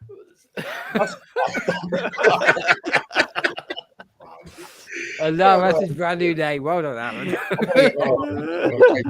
Change my name, man. I'm gonna change You're it. still getting the Midtjylland t-shirt. You're still getting the Midtjylland shirt. It doesn't bother. I want it. I want that shirt. Oh, if they sell me short on that, I will wear it on stream and all to add to the That's what I joke. thought, I just want the fucking shirt. Welcome On to 6 Telly. League. Lookman is the winger we need by a long shot. His stats, the fear he causes is superb. Lookman, I think, has improved. Will he be able to cut it in the Premier League, though? Because he didn't under Everton. So, Don't know. I mean, he's gone away. He's gone away. Done well at Atalanta, but I don't know. He did single-handedly win them, the Europa League. yeah, never underestimate Real Betis. Pellegrini will do it. Well, let's hope so. Let's hope so. Ergonomic wingers and strikers incoming. Ergonomic wingers and strikers. I hope so. Okay. Arsenal FC to City days are over. I hope so. I bloody hope so. Kirkes, Cherky from Leon. The Normsky word is now everyone's calling it now. Oliver's in the chat. Big up Oliver. Just joined. Big up everyone. Big up mate. Hope you do well. Make sure you like and subscribe, people, and make sure you subscribe to all of the OG on this panel here. Everyone's links are down in the description below. Aaron's is in the title, so please make sure you go and check him out. And also Normsky and Lion Tex as well, doing absolute bits over there as well. Corey Guns is Peter Guns' son from Peter Guns and Lottery. Yeah, I'm gonna need a little bit more. You're going to have to dumb it down a bit more than that, mate. I'm scared of heights. Sorry. Wharton is a little injury prone, but would be a class signing. Wenger would have bought him back at Blackburn. Yes, he would have. Yeah. He would have. Yeah. His type of signing as well. Okay, all right, mate. Out you go. Out you go. It's on a guest destination. I don't know who that is. Oh, fucking hell. All right. I can't kick him out because he's on someone else's stream. I don't know who it is. Oh, well. Never mind. Dalman stayed back in Madrid after we played them. Surprise, surprise. Max Dalman. Wow. Dalman's a good... I finally got to actually witness him play, and this kid is actually flipping unbelievable. But then again, we also said that about... who's the guy playing in the second tier or the third tier of Spain right now? Oh, yeah, the little what's his name? Italian name. Italian name, yeah.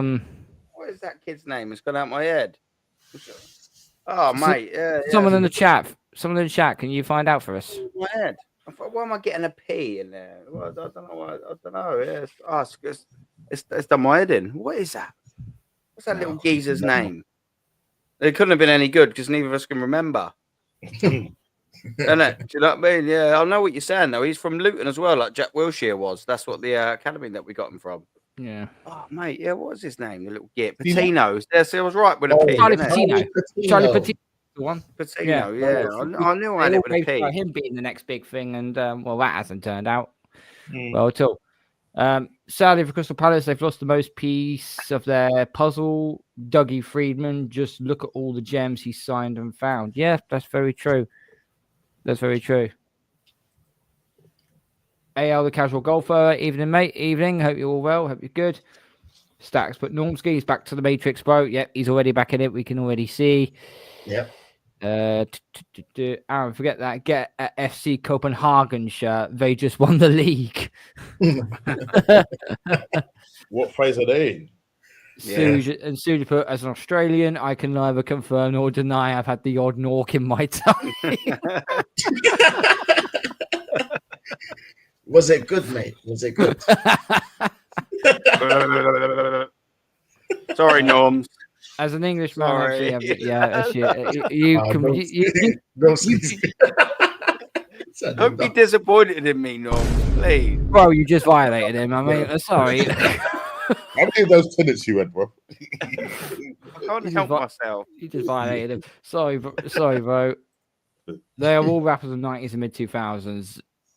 Okay. All right. I'll let you off that.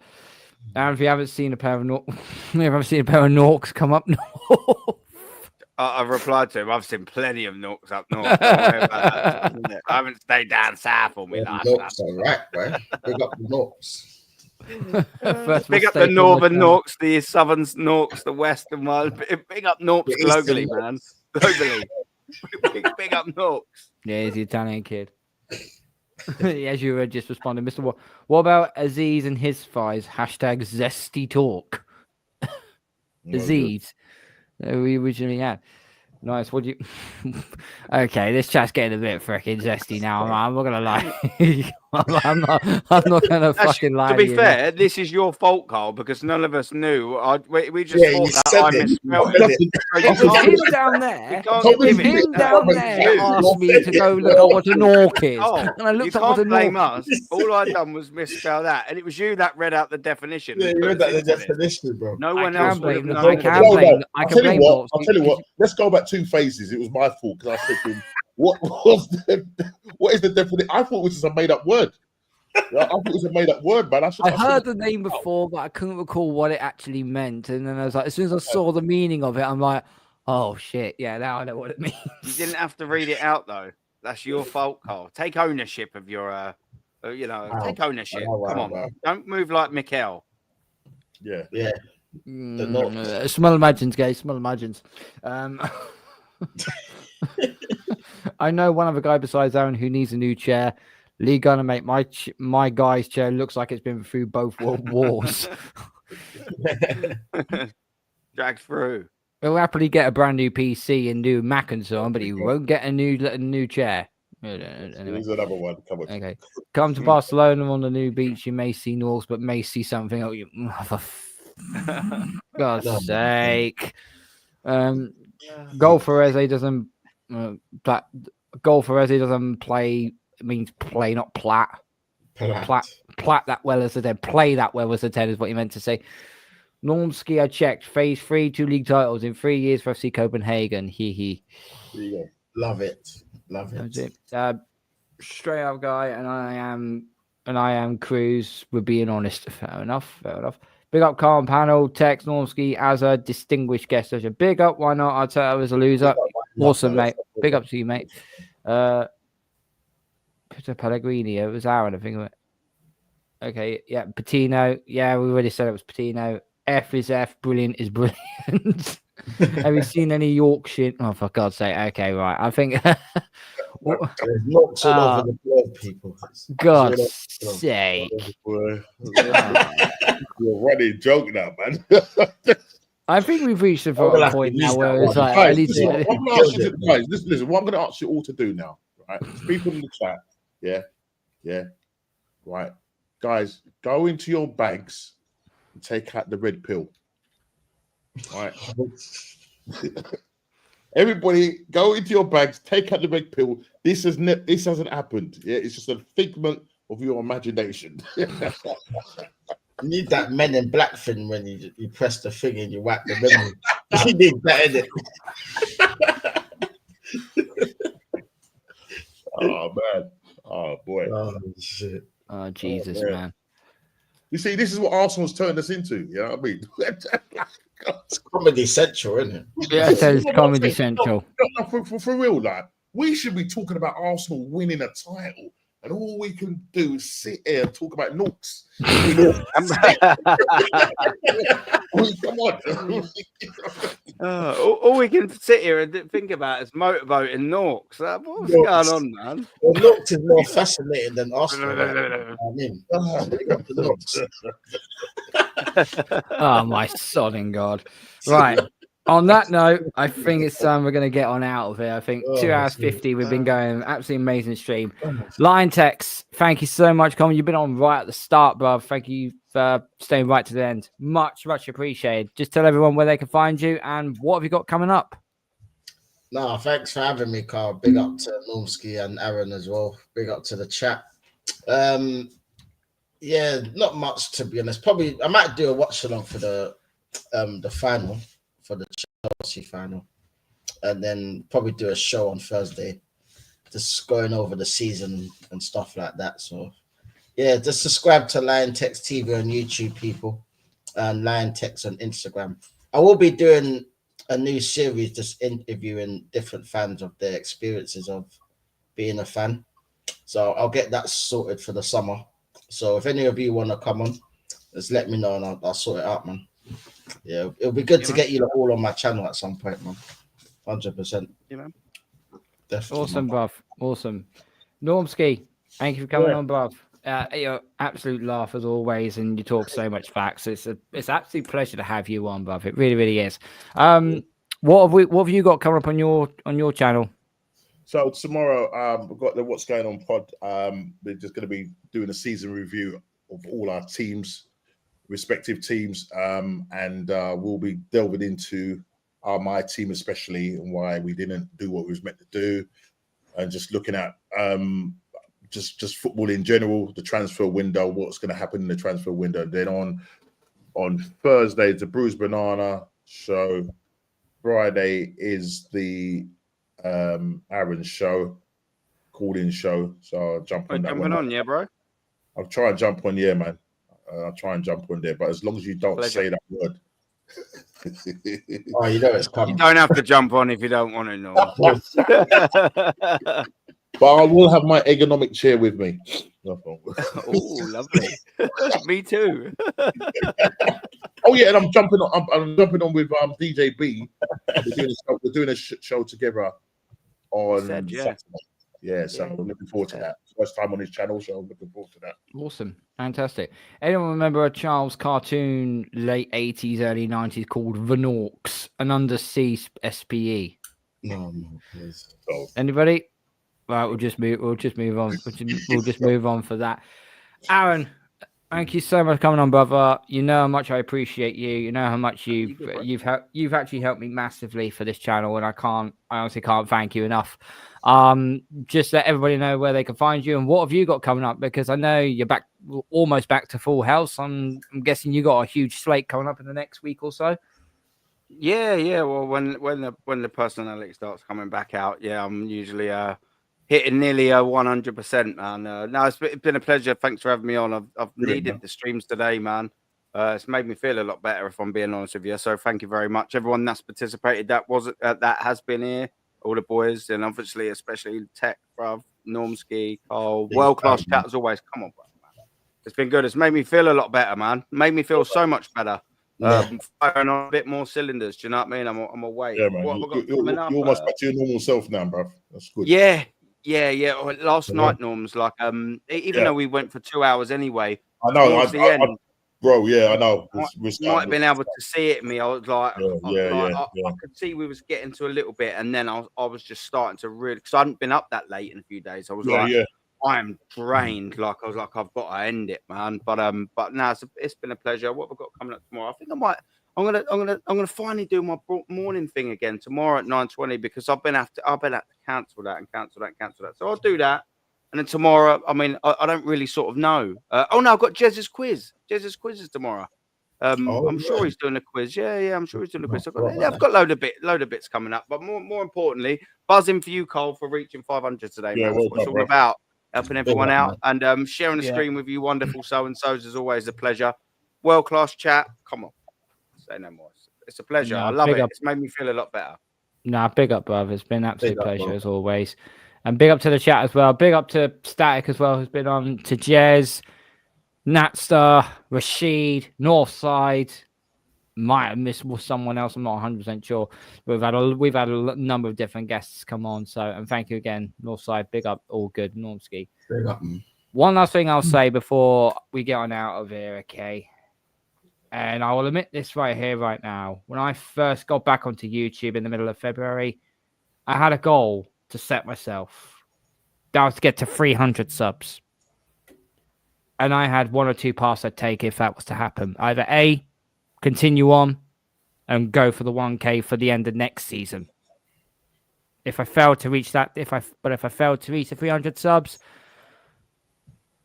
I would have quit. I would have quit YouTube in its entirety.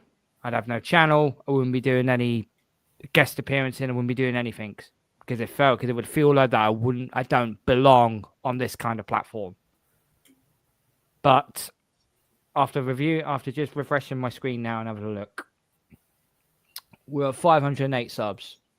Well done, And I'm in absolute shock, and I am absolutely honoured to still be a part of this.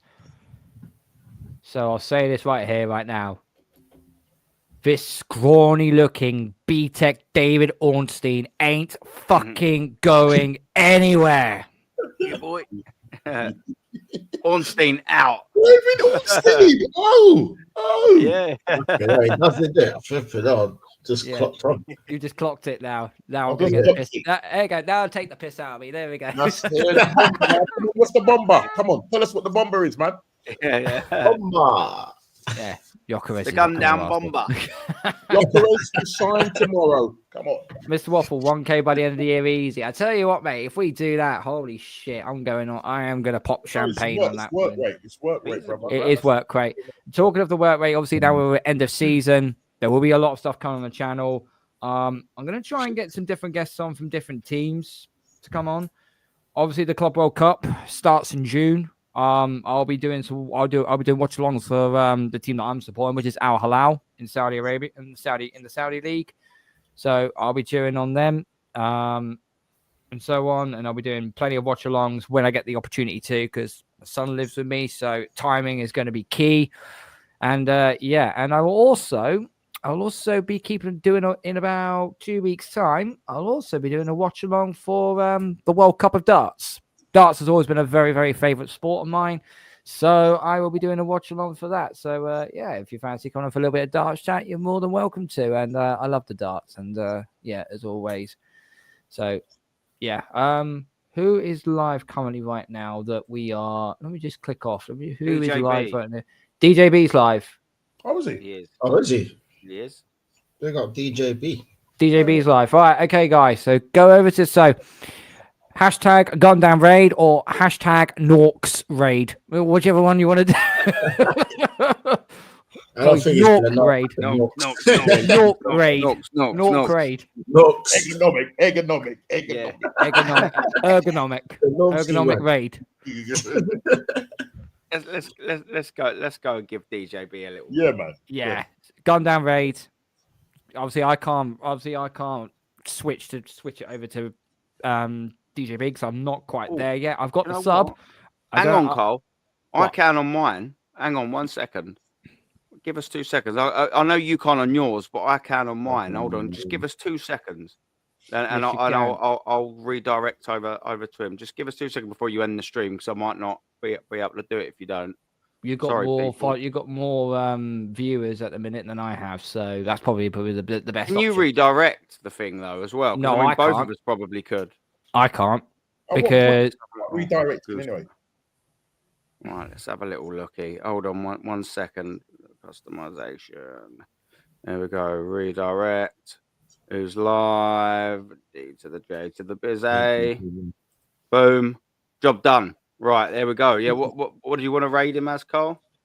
Either Gundam Raid or Nork Raid, whichever one. Let's go with Gundam.